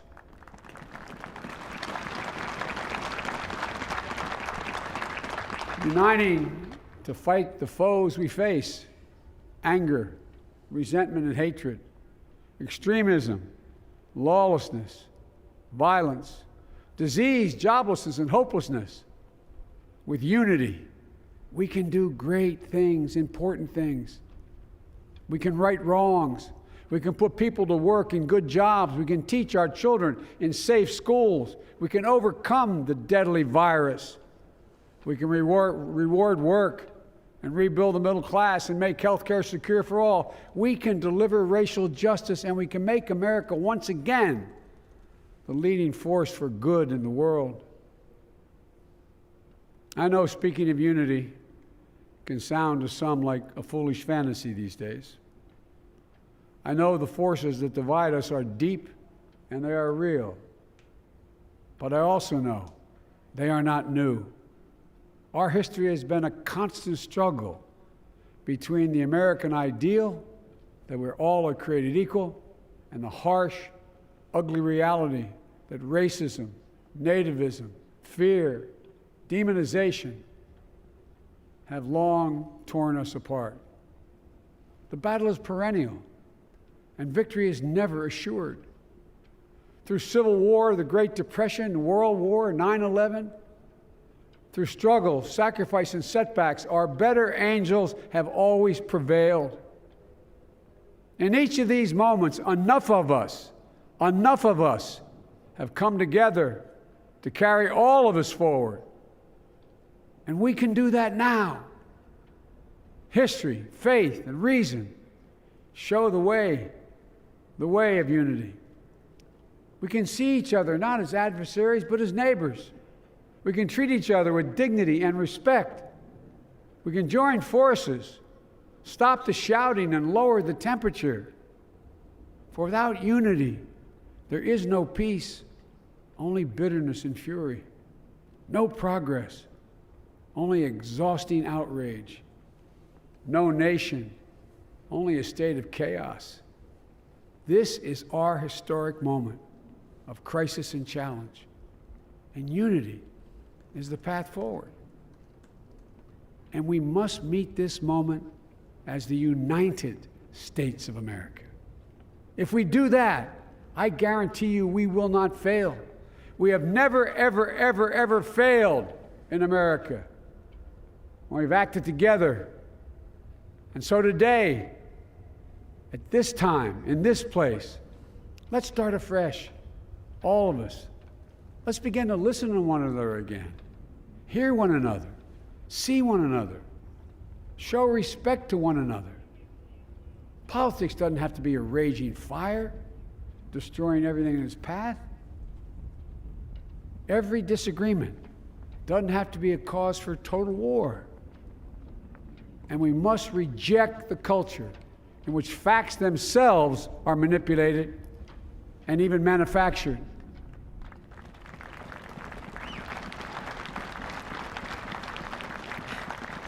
Camera on My Mike fellow Pence. Americans, we have to be different than this. America has to be better than this. And I believe America is so much better than this. Just look around. Here we stand in the shadow of the Capitol Dome, as was mentioned earlier, completed amid the Civil War, when the Union itself was literally hanging in the balance. Yet we endured. We prevailed. Here we stand, looking out on the great mall where Dr. King spoke of his dream. Here we stand where 108 years ago, at another inaugural, thousands of protesters tried to block brave women marching for the right to vote. And today, we mark the swearing in of the first woman in American history elected to national office, Vice President Kamala Harris. Don't tell me things can't change. Here we stand, across the Potomac from Arlington Cemetery, where heroes who gave the last full measure of devotion rest in eternal peace. And here we stand, just days after a riotous mob thought they could use violence to silence the will of the people, to stop the work of our democracy, to drive us from this sacred ground. It did not happen. It will never happen. Not today, not tomorrow, not ever. Not ever.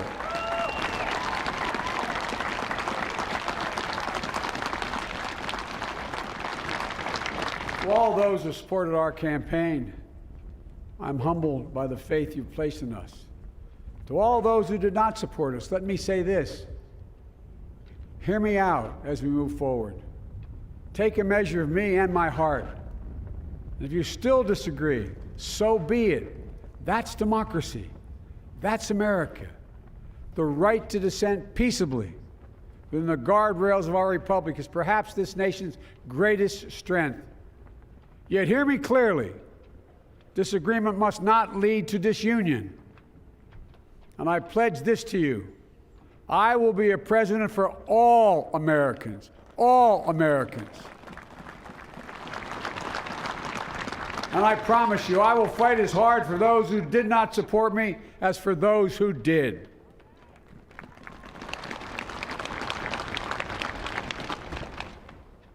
Many centuries ago, St. Augustine, a saint of my church, wrote that a people was a multitude defined by the common objects of their love. Defined by the common objects of their love. What are the common objects we as Americans love that define us as Americans? I think we know. Opportunity, security, liberty, dignity, respect, honor, and yes, the truth. Recent weeks and months have taught us a painful lesson. There is truth and there are lies. Lies told for power and for profit.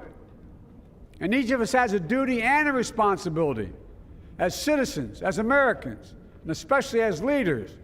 Leaders who have pledged to honor our Constitution and protect our nation, to defend the truth and defeat the lies. Look, Bill Clinton falling asleep. I understand that many of my fellow Americans view the future with fear and trepidation. I understand they worry about their jobs. I understand, like my dad, they lay at bed at night, staring at the ceiling, wondering, can I keep my health care? Can I pay my mortgage? Thinking about their families, about what comes next. I promise you, I get it. But the answer is not to turn inward, to retreat into competing factions, distrusting those who don't look like you, or worship the way you do, or don't get their news from the same sources you do. We must end this uncivil war that pits red against blue, rural versus urban, conservative versus liberal. We can do this if we open our souls instead of hardening our hearts, if we show a little tolerance and humility, and if we're willing to stand in the other person's shoes, as my mom would say, just for a moment, stand in their shoes. Because here's the thing about life. There's no accounting for what fate will deal you. Some days, when you need a hand. There are other days when we're called to lend a hand. That's how it has to be. That's what we do for one another.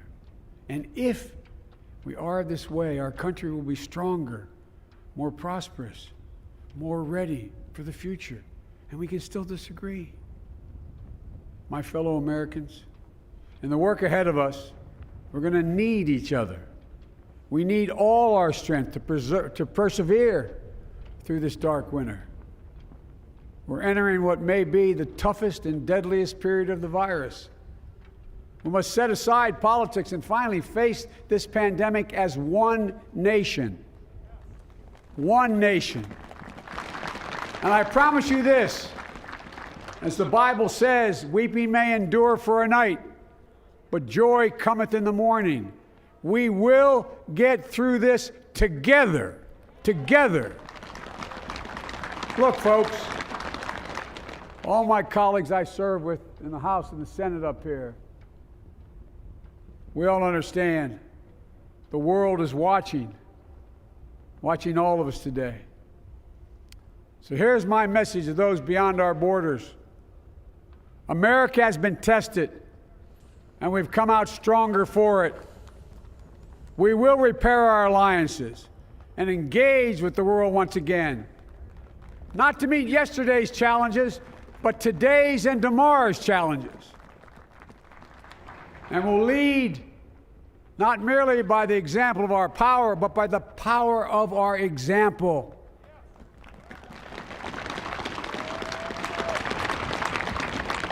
We'll be a strong and trusted partner for peace, progress, and security.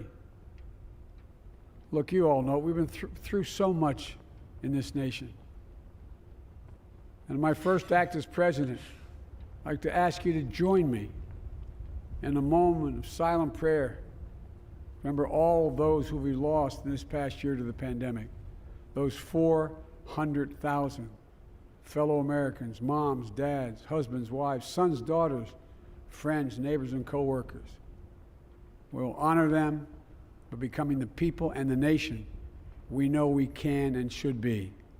So I ask you, let's say a silent prayer for those who've lost their lives and those left behind, and for our country.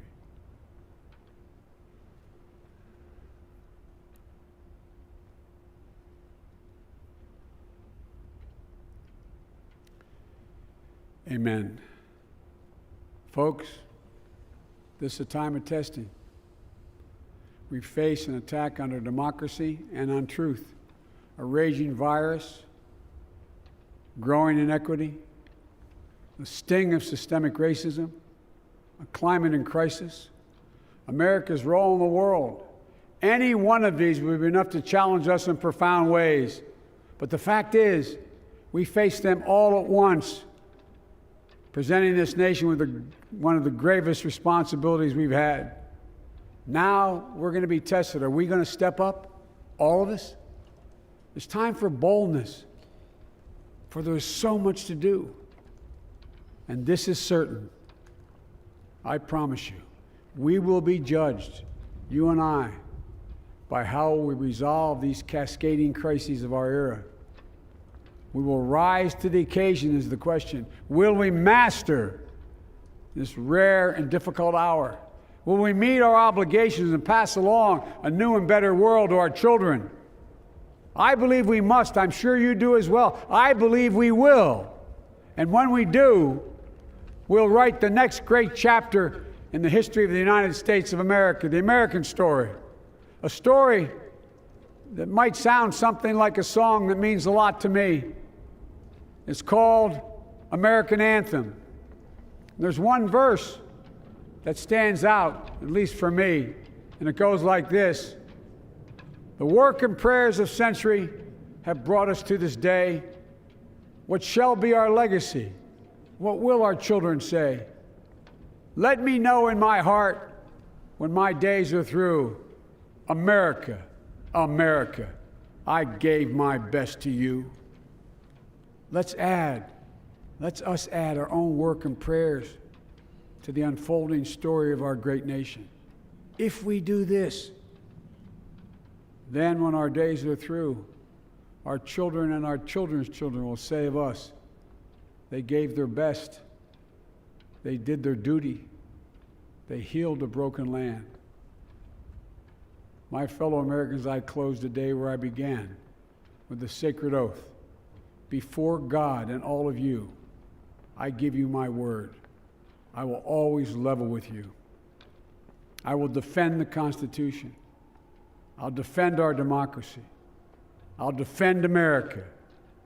And I'll give all of you, keep everything I do in your service, thinking not of power, but of possibilities, not of personal interest, but the public good. And together, we shall write an American story of hope, not fear, of unity, not division, of light, not darkness, a story of decency and dignity, love and healing, greatness and goodness.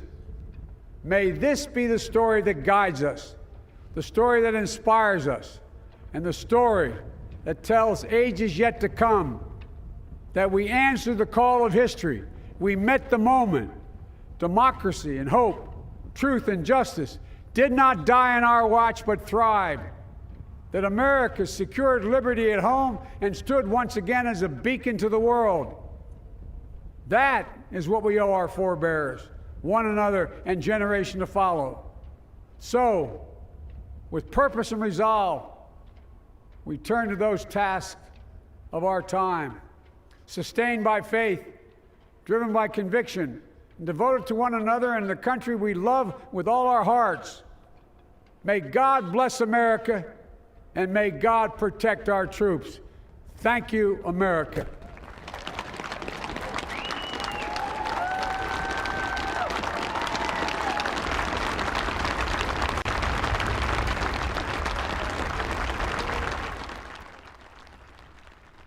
Big day for complete sentences. Big day for complete sentences.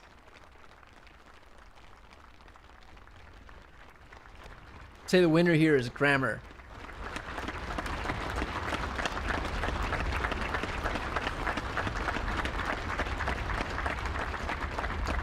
Ladies and gentlemen, please be seated.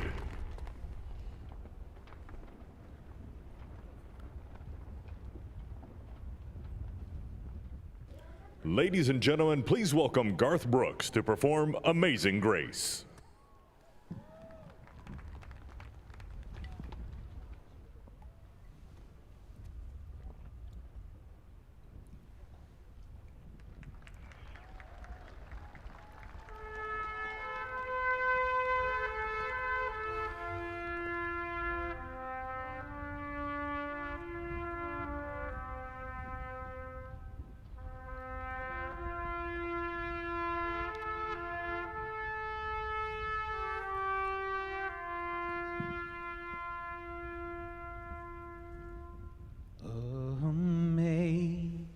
Amazing grace, how sweet the sound that saved a wretch like me.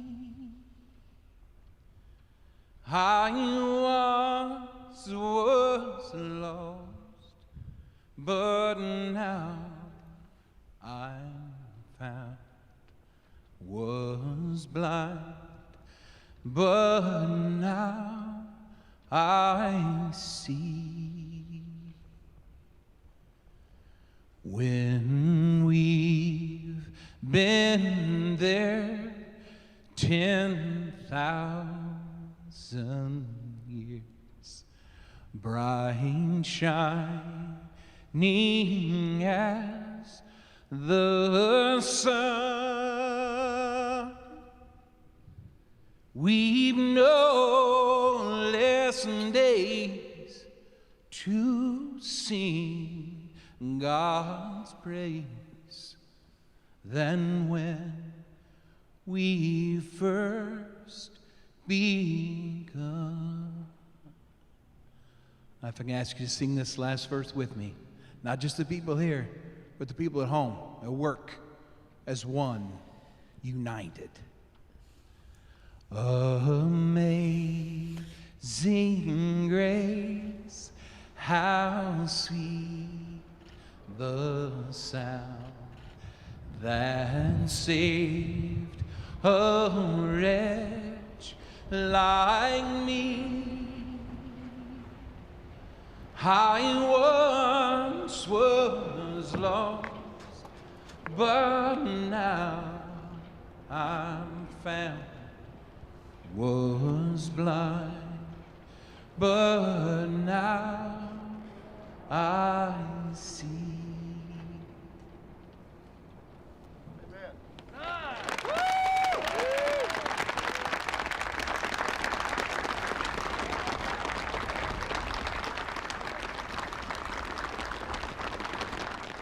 I had to hold back. Just felt like it was right to spare you guys. Today's going pretty well, so I didn't want to subject anybody to any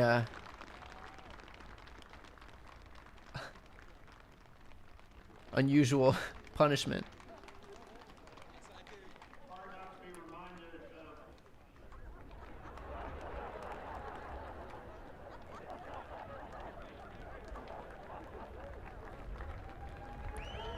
By the way, if I can ask while we're watching, if you aren't yet subscribed to my channel, if you could please subscribe. Hard not to be reminded of President Obama's singing that same song at the Mother Emanuel Church. A song that in our culture is as close to both poetry and prayer as you could possibly come. And we're going to finish with those two things. Let me introduce Amanda Gorman, our nation's first ever National Poet Laureate.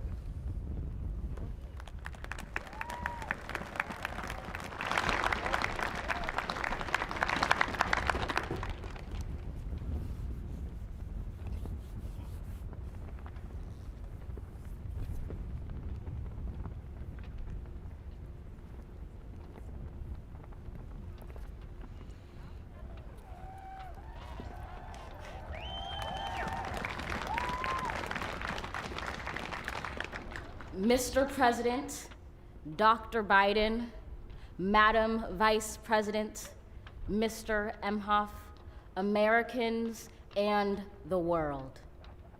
When day comes, we ask ourselves, where can we find light in this never-ending shade? The loss we carry, a sea we must wade. We've braved the belly of the beast. We've learned that quiet isn't always peace, and the norms and notions of what just isn't always just is. And yet the dawn is ours before we knew it. Somehow we do it. Somehow we've weathered and witnessed a nation that isn't broken, but simply unfinished. We, the successors of a country and a time where a skinny black girl descended from slaves and raised by a single mother can dream of becoming president, only to find herself reciting for one. And yes, we are far from polished, far from pristine, but that doesn't mean we are striving to form a union that is perfect. We are striving to forge our union with purpose, to compose a country committed to all cultures, colors, characters, and conditions of man. And so we lift our gazes not to what stands between us, but what stands before us. We close the divide because we know to put our future first, we must first put our differences aside. We lay down our arms so we can reach out our arms to one another. We seek harm to none and harmony for all. Let the globe, if nothing else, say this is true. That even as we grieved, we grew, that even as we hurt, we hoped, that even as we tired, we tried, that we'll forever be tied together, victorious, not because we will never again know defeat, but because we will never again sow division. Scripture tells us to envision that everyone shall sit under their own vine and fig tree, and no one shall make them afraid. If we're to live up to our own time, then victory won't lie in the blade, but in all the bridges we've made. That is the promised glade, the hill we climb, if only we dare it, because being American is more than a pride we inherit. It's the past we step into and how we repair it. We've seen a force that would shatter our nation rather than share it, would destroy our country if it meant delaying democracy. And this effort very nearly succeeded. But while democracy can be periodically delayed, it can never be permanently defeated. In this truth, in this faith we trust, for while we have our eyes on the future, history has its eyes on us. This is the era of just redemption. We feared it at its inception. We did not feel prepared to be the heirs of such a terrifying hour, but within it we found the power to author a new chapter, to offer hope and laughter to ourselves. So, while once we asked, how could we possibly prevail over catastrophe? Now we assert, how could catastrophe possibly prevail over us? We will not march back to what was, but move to what shall be, a country that is bruised but whole, benevolent but bold, fierce and free. We will not be turned around or interrupted by intimidation, because we know our inaction and inertia will be the inheritance of the next generation. Our blunders become their burdens, but one thing is certain. If we merge mercy with might and might with right, then love becomes our legacy and change our children's birthright. So let us leave behind a country better than the one we were left. With every breath from my bronze-pounded chest, we will raise this wounded world into a wondrous one. We will rise from the gold-limbed hills of the West. We will rise from the wind-swept Northeast, where our forefathers first realized revolution. We will rise from the lake-rimmed cities of the Midwestern states. We will rise from the sun-baked South. We will rebuild, reconcile, and recover in every known nook of our nation, in every corner called our country. Our people, diverse and beautiful, will emerge battered and beautiful. When day comes, we step out of the shade, aflame and unafraid. The new dawn blooms as we free it. For there is always light, if only we're brave enough to see it, if only we're brave enough to be it. Wow. Her name's Amanda Gorman. She's the youngest ever inaugural poet in the United States. I think she's 23 years old.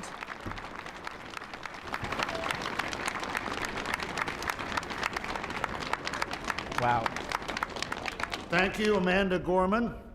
Now for our benediction, I'm pleased to introduce Reverend Dr. Sylvester Beeman, the pastor of the Bethel African Methodist Episcopal Church in Wilmington, Delaware, a friend of President Biden for 30 years.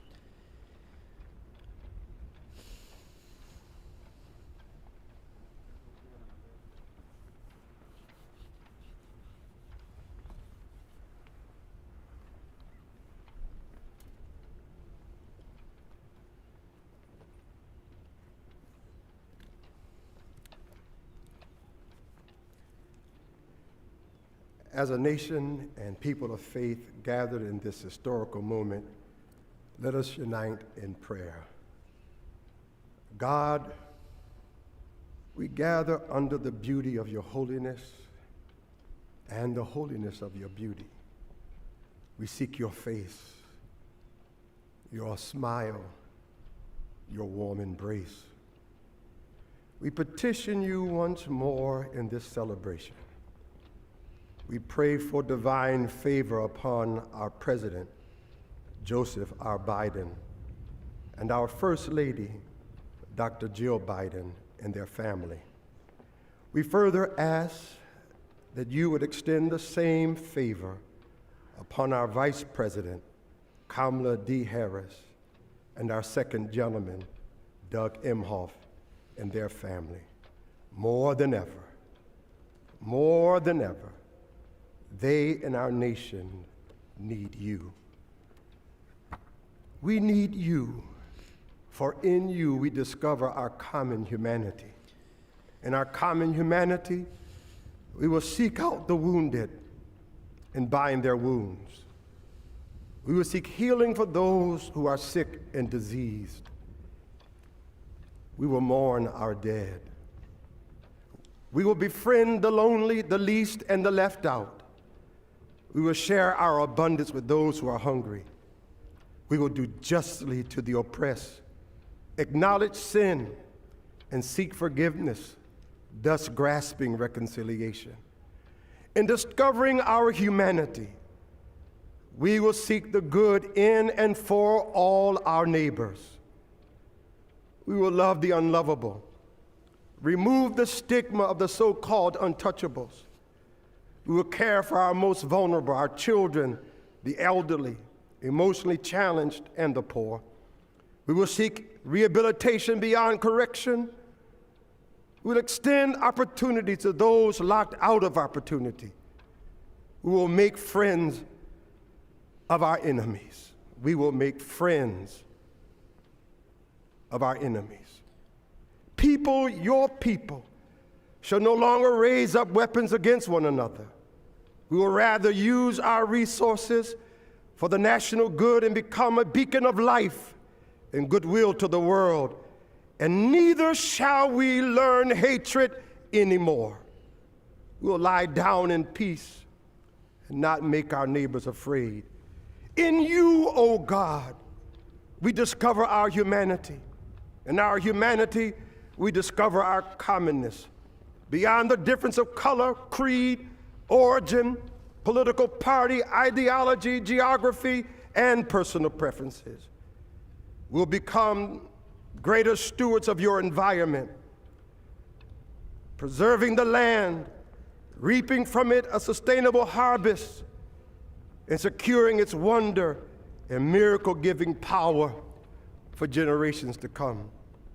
This is our benediction, that from these hallowed grounds, where slaves labored to build this shrine and citadel to liberty and democracy, let us all acknowledge, from the indigenous Native American to those who recently received their citizenship, from the African American to those whose foreparents came from Europe and every corner of the globe, from the wealthy to those struggling to make it, from every human being, regardless of their choices, that this is our country. As such, teach us, O God. As such, teach us, O God, to live in it, love in it, be healed in it, and reconcile to one another in it, lest we miss kingdom's goal. To your glory, majesty, dominion, and power forever. Hallelujah. Glory, hallelujah. In the strong name of our collective faith. Amen. Please remain standing as the Armed Forces Color Guard retires our national colors. I'm still trying to get over that poem by Amanda Gorman. Again, 23 years old. The youngest ever inaugural poet of the United States.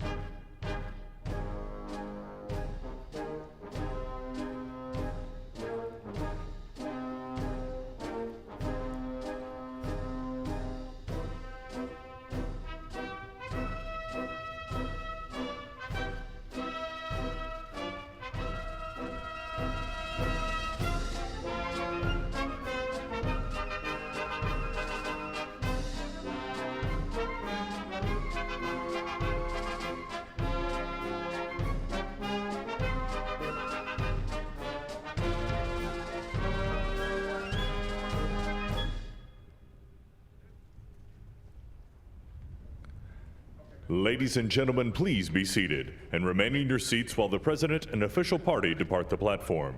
For safety reasons, your ushers will release your section in an organized manner, following the playing of our national march, The Stars and Stripes Forever.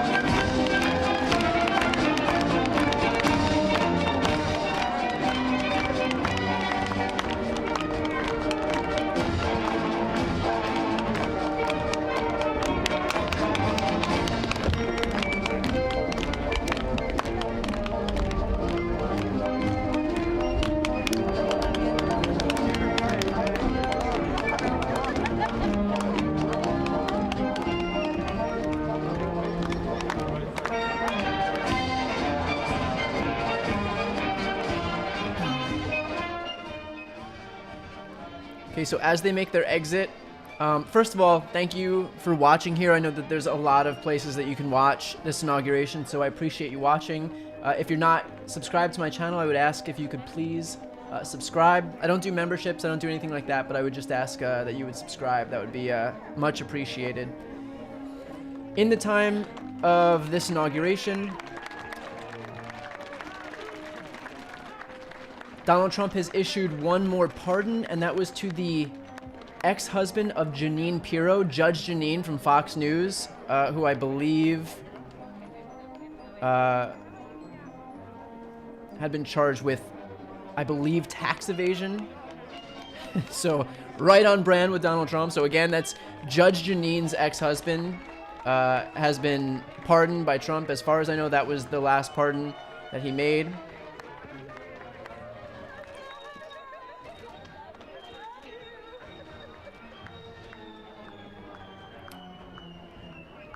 But enough about Donald Trump. So let's talk about what we should expect from President Joe Biden today. And that is a number of executive orders that should be put forward today, including rescinding the travel ban on predominantly Muslim countries, rejoining the Paris Climate Agreement, re-engaging with the World Health Organization, dumping the 1776 Commission, which I just went to the website, and the website, the whitehouse.gov website for the 1776 Commission is down. So they wasted no time in scrapping that ultra-nationalistic dumpster fire. Biden will also be extending pandemic-related limits on eviction, so an eviction moratorium, and student loan payments. He'll be issuing a mask mandate for all federal property. He will be canceling the Keystone XL pipeline, which is a huge win for environmentalists and people looking to curb the influence and limits of fossil fuels. He will prevent workplace discrimination based on gender identity and sexual orientation. Undocumented people will be counted in the census. He'll move to provide a pathway to citizenship for the 11 million undocumented immigrants in this country. And of course, he's promised to vaccinate 100 million Americans within the first 100 days of his administration. So a lot to look forward to, and a lot of it's going to happen right off the bat today. Thank you.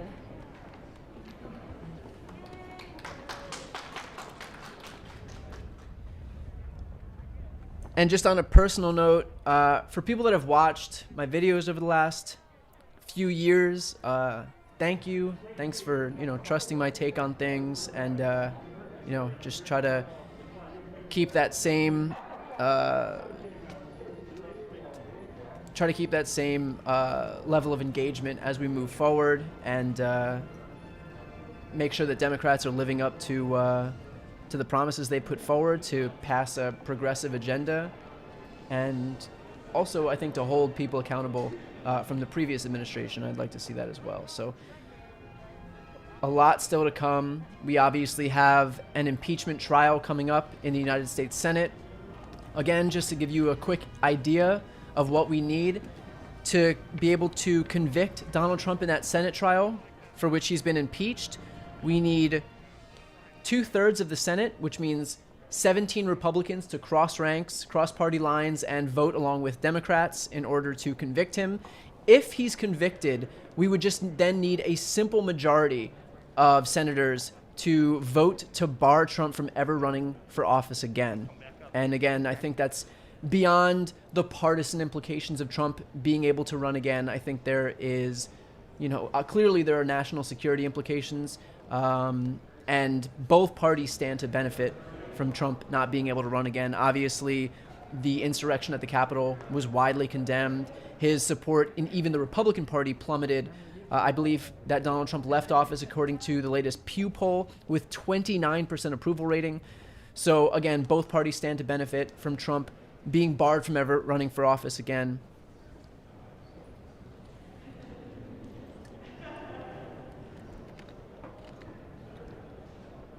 So I believe that impeachment trial will begin tomorrow in the Senate, if I'm not mistaken. Don't quote me on that, but I'm 99% sure that will move toward the trial tomorrow.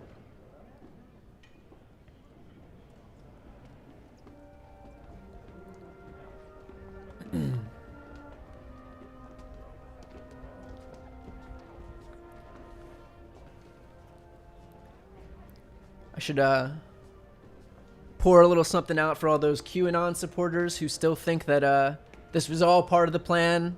Trump's gonna remain in office. That the Biden inauguration was just it's all the plan coming together. It's exactly like we imagined it. So tough times right now for the Q sent me crowd, but hopefully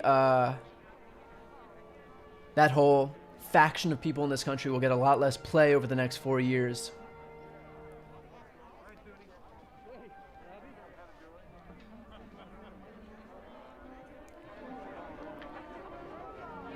a big national sigh of relief now as the Trump era is officially over. Again, we have an impending Senate trial, but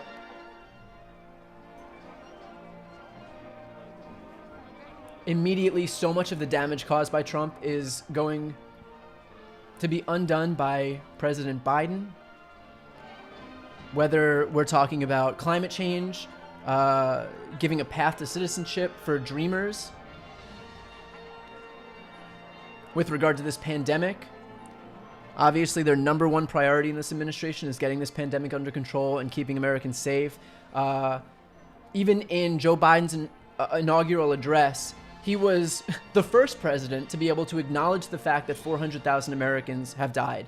And that is after 10 months of Trump having been in office, watching this death count surge from the first death, I believe, at the end of February or beginning of March, up until today, where we've surpassed 400,000 Americans who've died, making it, I believe, the third or fourth deadliest event in American history, the third or fourth biggest mass casualty event in American history. And by the time all is said and done, this pandemic will be deadlier than any other war in U.S. history.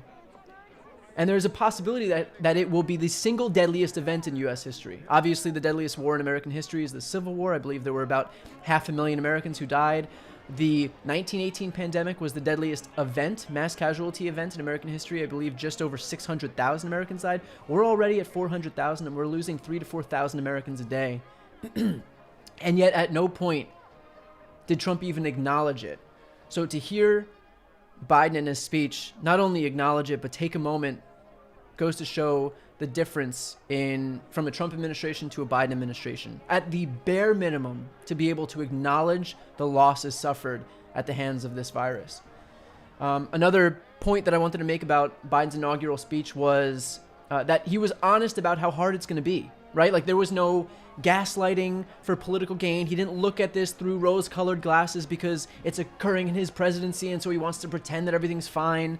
And that's something that we saw throughout the entirety of Trump's administration, where he pretended that this pandemic was not real, basically, that it would go away with the heat, that it would miraculously disappear, that it would go away in April, that it was under control, that it was contained, that cases would go down to zero. Every day it was a new excuse, all of it completely unfounded and none of it based in reality. And it's going to be a welcome change for a president just to acknowledge reality at a bare minimum.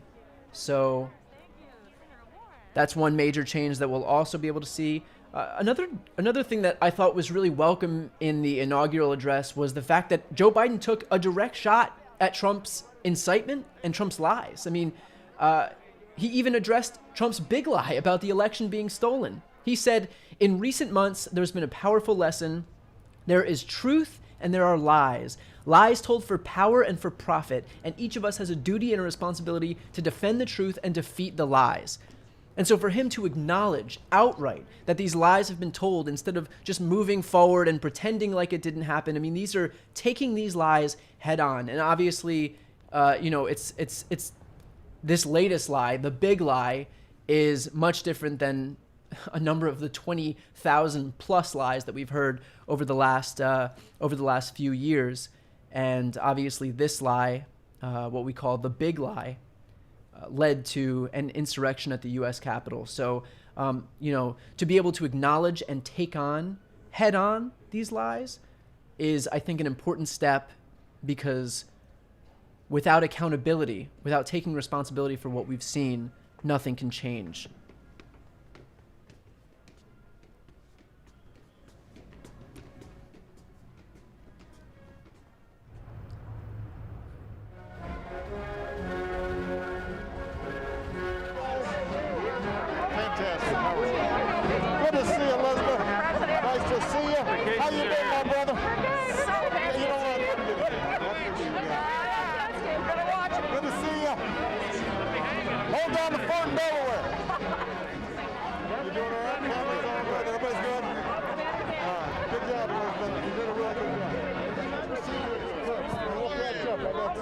Some thoughts and ideas we need to think about.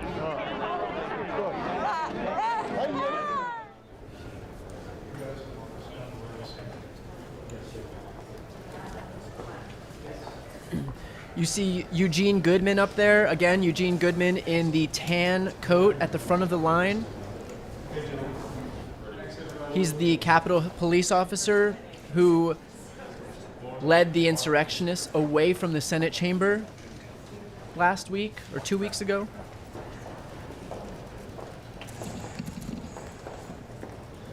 There he is.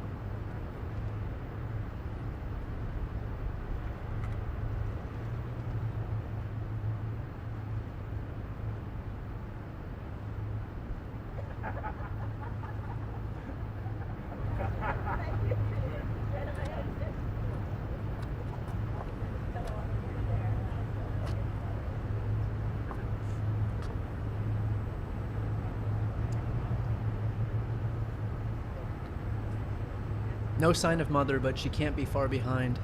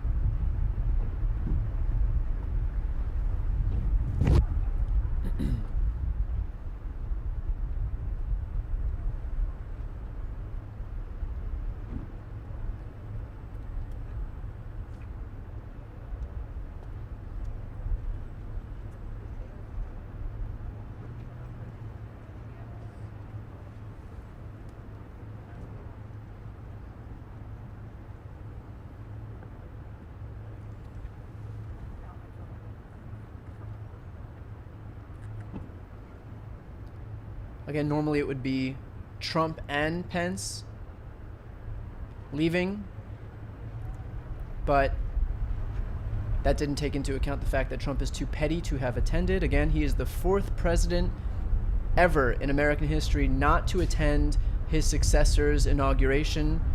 I believe the others were John Adams, John Quincy Adams, and I'm blanking on the name, but the predecessor of Ulysses S. Grant. And that was in 1869, if I'm not mistaken. So for the first time in 150 years,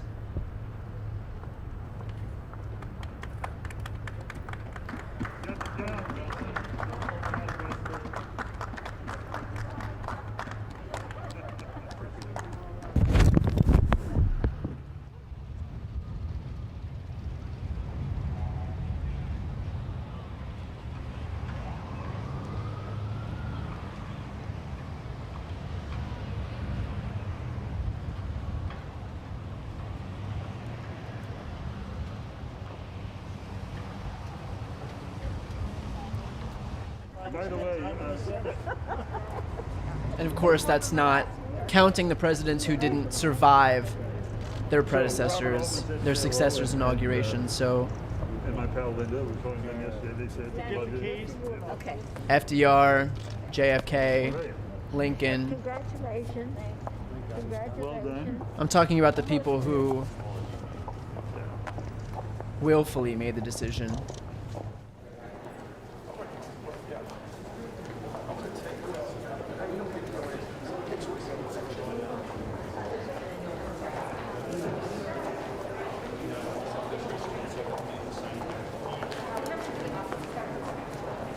And I apologize. I forgot Andrew Johnson also snubbed his successor's inauguration, so I apologize about that. Oh, well, that's who I was talking about. Yeah. Okay, so snubbed Grant.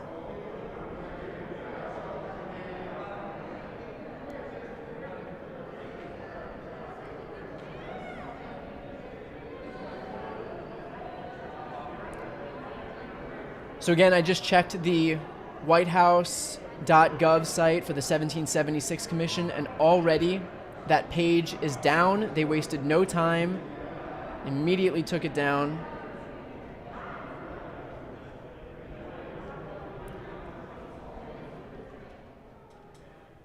So big day for democracy, for Joe Biden, for complete sentences. A lot of wins today.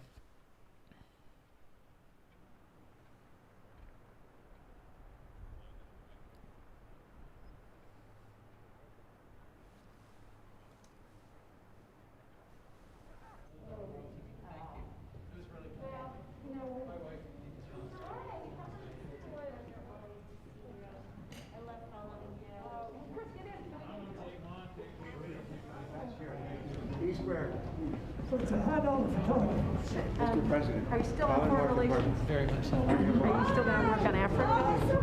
It is.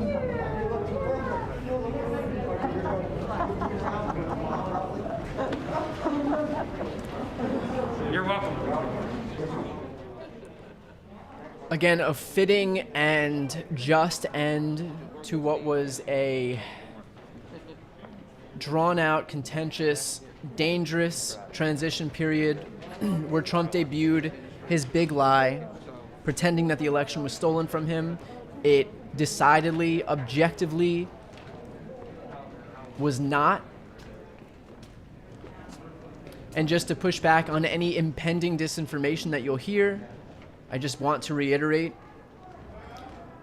for your uncles and aunts and parents, grandparents who are getting their information from Facebook memes, that there were 65 cases wherein zero fraud was proven. We had Bill Barr and the DOJ say that there was no fraud in this past election. Chris Krebs and the DHS's cybersecurity unit have said there's no fraud. Republican governors and secretaries of state have said there's no fraud.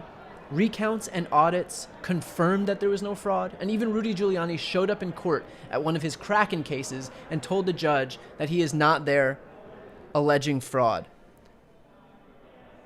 So I'm sure that they'll try to debut this revisionist history, but just to reiterate that there's no basis for any of that. And in fact, even Dominion voting systems, who Republicans leaned on to claim that there were votes being switched and that it was some grand conspiracy by this company to steal the election away from Trump, got all of Fox News, OAN, Newsmax, Sidney Powell to backtrack. Actually, I believe Sidney Powell didn't backtrack, and she's being sued in a defamation suit for $1.3 billion. And I wouldn't want to be Sidney Powell in this situation. So again, hopefully, what we see is an acknowledgement of how not only easily debunkable and debunked all of this was, but how dangerous these lies were leading up to the election. And I think a big part of that is going to be accountability in this upcoming Senate trial. So again, just for those who are wondering, in order to convict Donald Trump in this upcoming Senate trial, we need 2/3 vote in the Senate. That means the 50 Democratic senators plus 17 Republicans to cross the aisle and vote along with Democrats. If they're able to get 2/3 of the vote in the Senate to convict Trump, then they'll then take another vote where they just need a simple majority to ban Trump from ever running for federal office again. And I think after having witnessed this insurrection, the need to bar Trump from running for office again couldn't be more obvious. And by the way, that's a need that even Mitch McConnell himself has acknowledged on the Senate floor.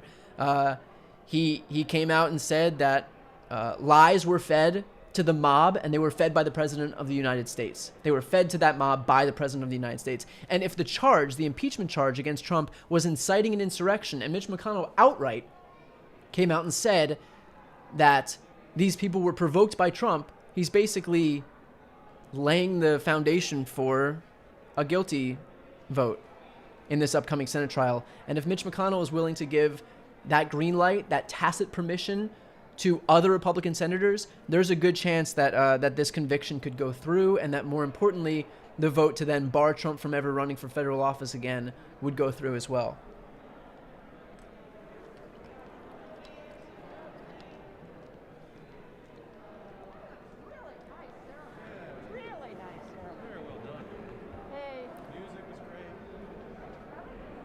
Hillary Clinton enjoyed the ceremony. As you can hear, she thought it was really nice. So there's that. And again, thank you for watching here on this stream. It has been a long, exhausting 4 years at the rate of, I feel like 75 years per year. So it is nice for this to be over, and looking forward very much to not seeing what impending wars we're getting into and what swaths of the planet are being destroyed and what people are being villainized and banned all over the country, what white supremacists are being propped up. So a welcome change, and my only hope is that this administration and the Senate majority and the House majority, all of which are under Democratic control, get to work quickly and move decisively and not focus on kowtowing to the demands of Republicans, but instead enacting an agenda that 81 million Americans showed up at the polls to demand that they enact. And that is, first and foremost, a Voting Rights Act, which I believe is being introduced as H.R. 1 in this new Congress, climate change legislation, codifying protections for women's reproductive rights, a $15 minimum wage, relief checks for the American people. I'm not sure yet whether it's going to be $1,400 on top of the $600 that were already passed, or $2,000 fresh checks, but either way, we're going to see relief, and adequate relief, or something closer to adequate relief. Obviously, nothing is ever going to be adequate given the situation that we're in right now, but just to see a party in power that at least acknowledges the need for relief in this country is going to be a welcome change. Because thus far, over the last almost year, we've seen one check for $1,200 and then a bill passed for $600 in almost a year. $1,800 in total.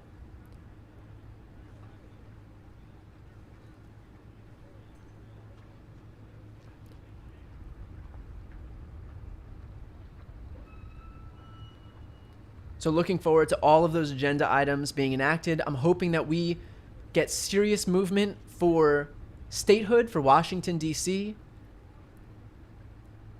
And another issue that I'm hoping for is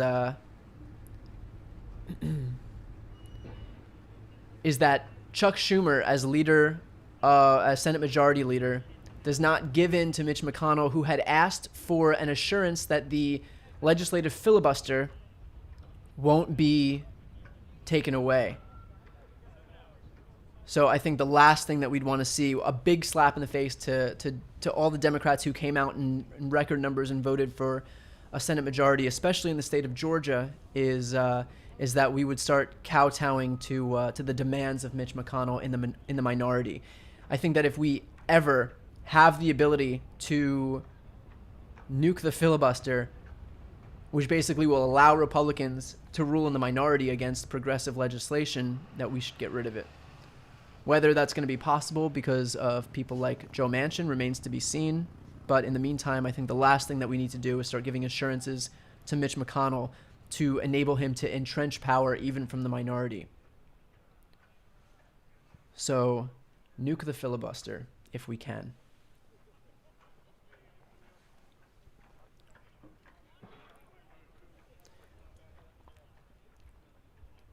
And I believe that we're waiting for President Biden to exit. In the meantime, I'm going to take this opportunity, one, to ask if you could please subscribe to my channel if you're not yet subscribed. I don't do memberships, so I won't ask you for money or anything like that, but I would ask that if you haven't yet subscribed to my channel, if you could just do me that favor and please subscribe. And also, while we're waiting, I did want to give a shout out to a company that has helped make this entire stream possible and to run without any issues, and that's a company called Pop-Up Wi-Fi, and it is managed internet. It's a box, basically, maybe 2 feet by 1 feet, and this internet works anywhere. It's managed internet, so you can run it on Wi-Fi or hardwired, and obviously I'm hardwired right now, but it's internet that works, that never goes out. So if you live stream, or if you're anywhere without working internet and you need to be insured internet, Pop-Up Wi-Fi is an excellent company, highly recommended, and they've made this stream along with every other stream that I've done possible. So thank you to the folks over at Pop-Up Wi-Fi, and that's www.popup-wifi.com. So check them out for sure.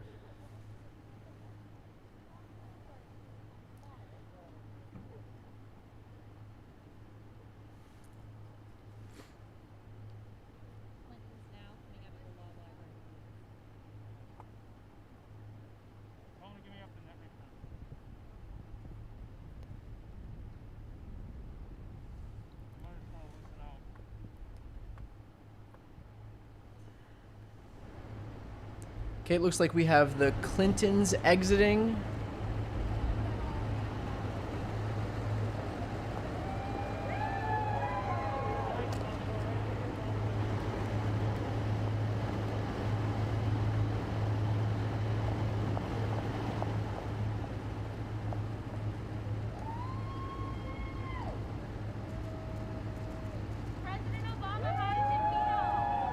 And President Obama and Michelle Obama exiting.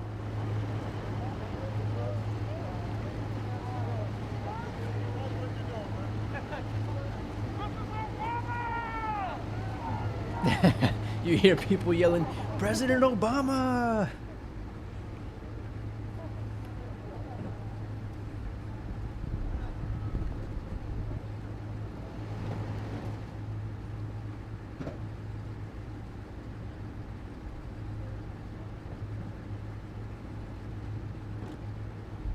Good to see that Bill woke up. Bill was falling asleep during the inauguration. He's probably nice and energized now, full of energy after his nap.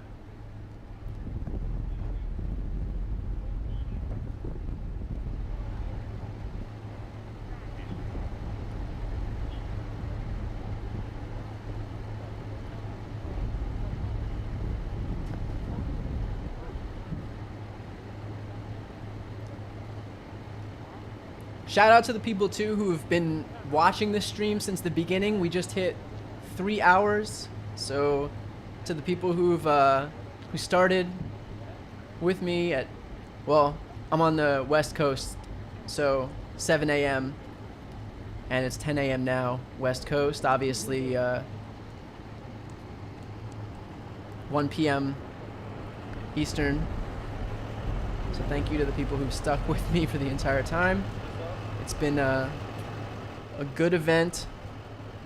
Again, President Biden is planning on getting to work right away. I just want to reiterate some of the things that we should be expecting today. And it'll be nice to use some of our energy for good news as opposed to dreading whatever hellish future awaits us.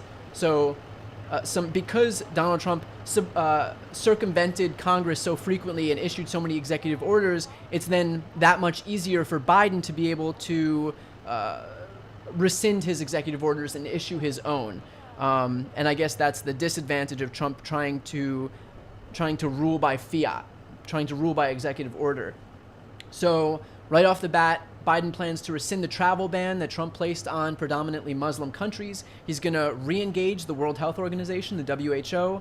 He's going to roll back Trump's environmental actions, which were effectively just rolling back of Obama's environmental actions.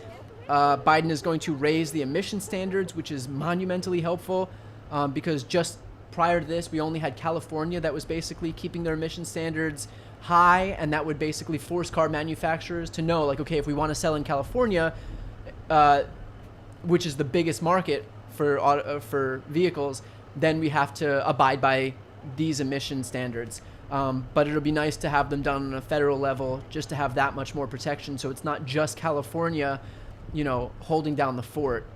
And you shouldn't have one state holding down the fort on something this important, especially in the middle of a climate emergency that we have right now.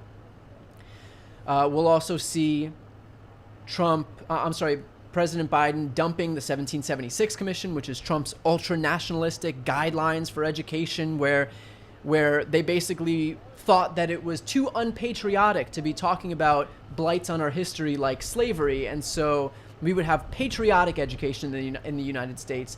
And part of that patriotic education would be just a very small focus. I believe in the entire guidelines for the 1776 Commission, there was a page or two focused on just minor roadblocks, including, and I quote, slavery and progressivism.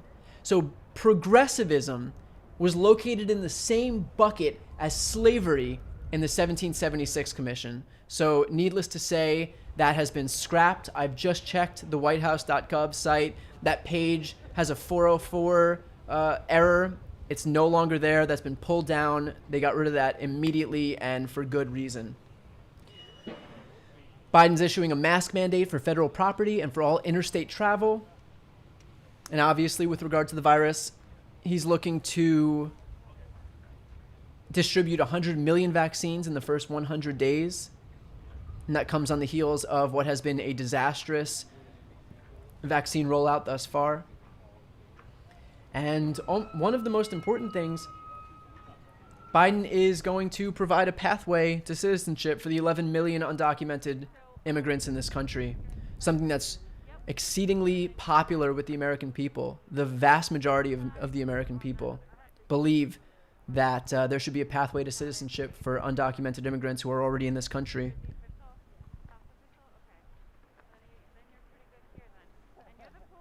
If I'm not mistaken, he's already asked Jerome Adams, the Surgeon General, to resign, who has been more pandering to Trump than actually focused on getting this virus under control.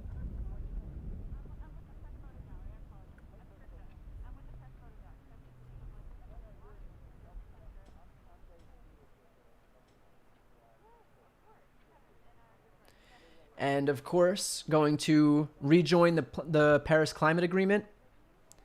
I believe that will be done today, if I'm not mistaken. And if I'm not mistaken as well, I believe that the exit from the Paris Climate Agreement happened only a few weeks ago officially. So look for sweeping and decisive action against climate change, which needed to have happened yesterday. So I think the importance of that can't be overstated. So a lot of work to do. And it looks like they're going to be wasting no time in doing it. Again, what you're seeing right now on the screen just prior to this was flags filling the National Mall. Again, they didn't have any guests, any people who were allowed to attend. And I think that's a testament to the difference in the previous administration and this administration, in that what's important is not having warm-blooded bodies fill seats and cheering for dear leader. It's a focus on health and safety and actually taking this virus seriously.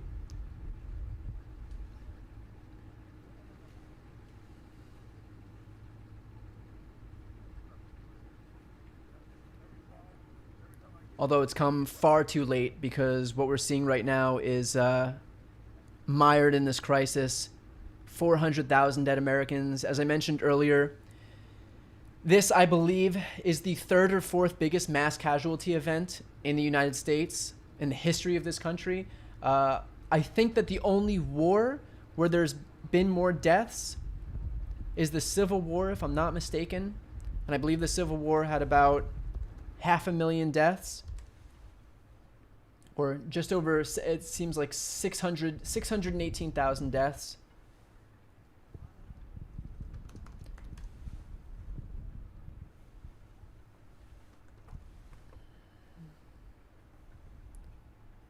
Which we may hit in the United States with the final death toll of this virus. Obviously, nothing has been done to contain it.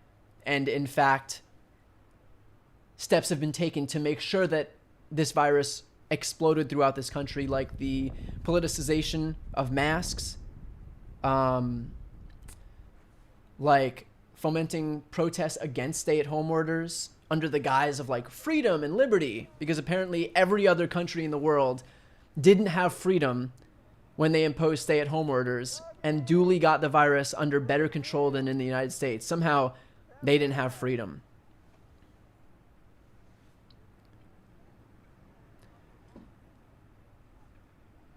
So hopefully the era of pushing back against measures that are actually going to help people survive is over, and that there are mask mandates on a federal, state, and local level all around this country.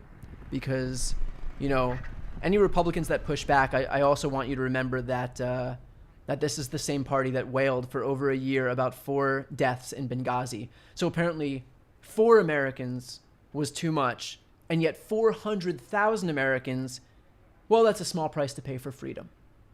So clearly a double standard there, but hopefully acknowledging now that the time is here to take this virus seriously and to get it under control and to not be scared of a mean tweet by Trump, because luckily there will be no tweets by Trump.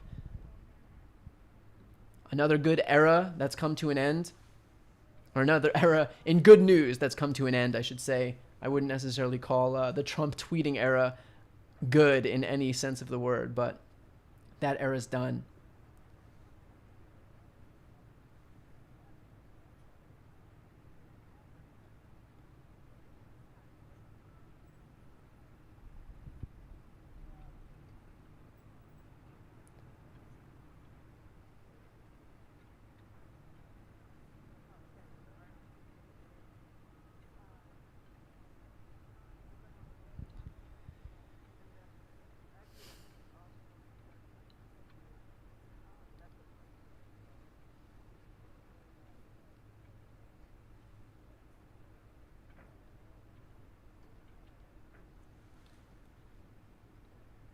So it looks like we are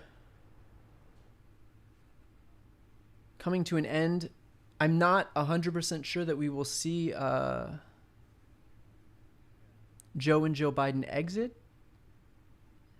I'll stick around just to confirm.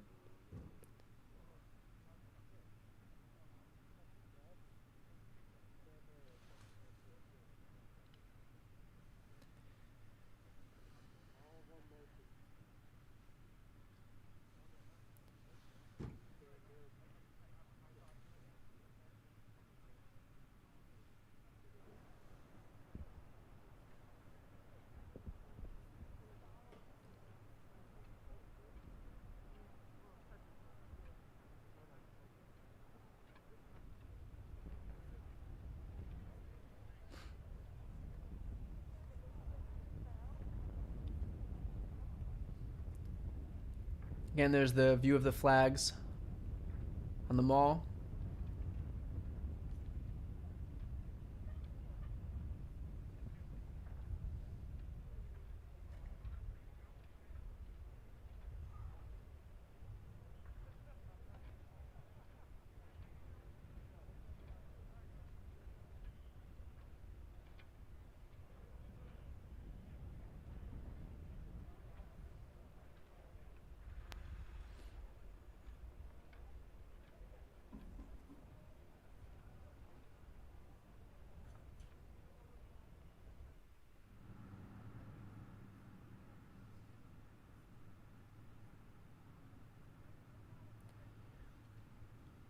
Again, the final pardon that Trump made was during the inauguration ceremony, and that was a pardon for Al Pirro, who is the ex-husband of Fox host Judge Jeanine Pirro. So just rewarding, the sycophancy till the very end.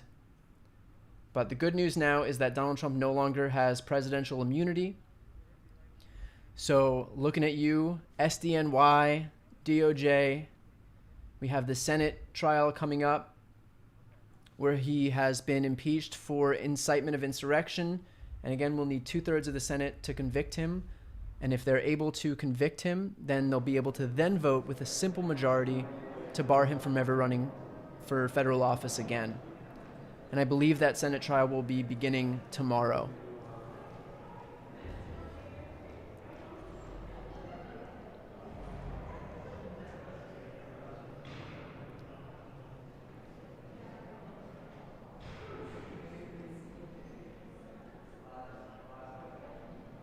So that's where we're at right now. So I'll call it right now, and I'll probably be back with the stream later with with some concerts that are going on. In the meantime, one last time, if I can ask, if you haven't subscribed to my channel, if you can please subscribe, I would appreciate it. Again, I don't ask for money or joining anything. I just would ask you to subscribe. That would be appreciated. And thank you so much to people who have watched this stream, and thank you to people who've continued to watch me throughout the last few years, where I've tried to hold people who've spread disinformation to account, and I continue to do so. So thank you for sticking with me here and watching this whole thing. A great historic event, the end of the Trump era as we know it, and hopefully we get to see a lot of great things come to pass now, and hopefully that begins today. So thank you again. I appreciate it, and be back soon.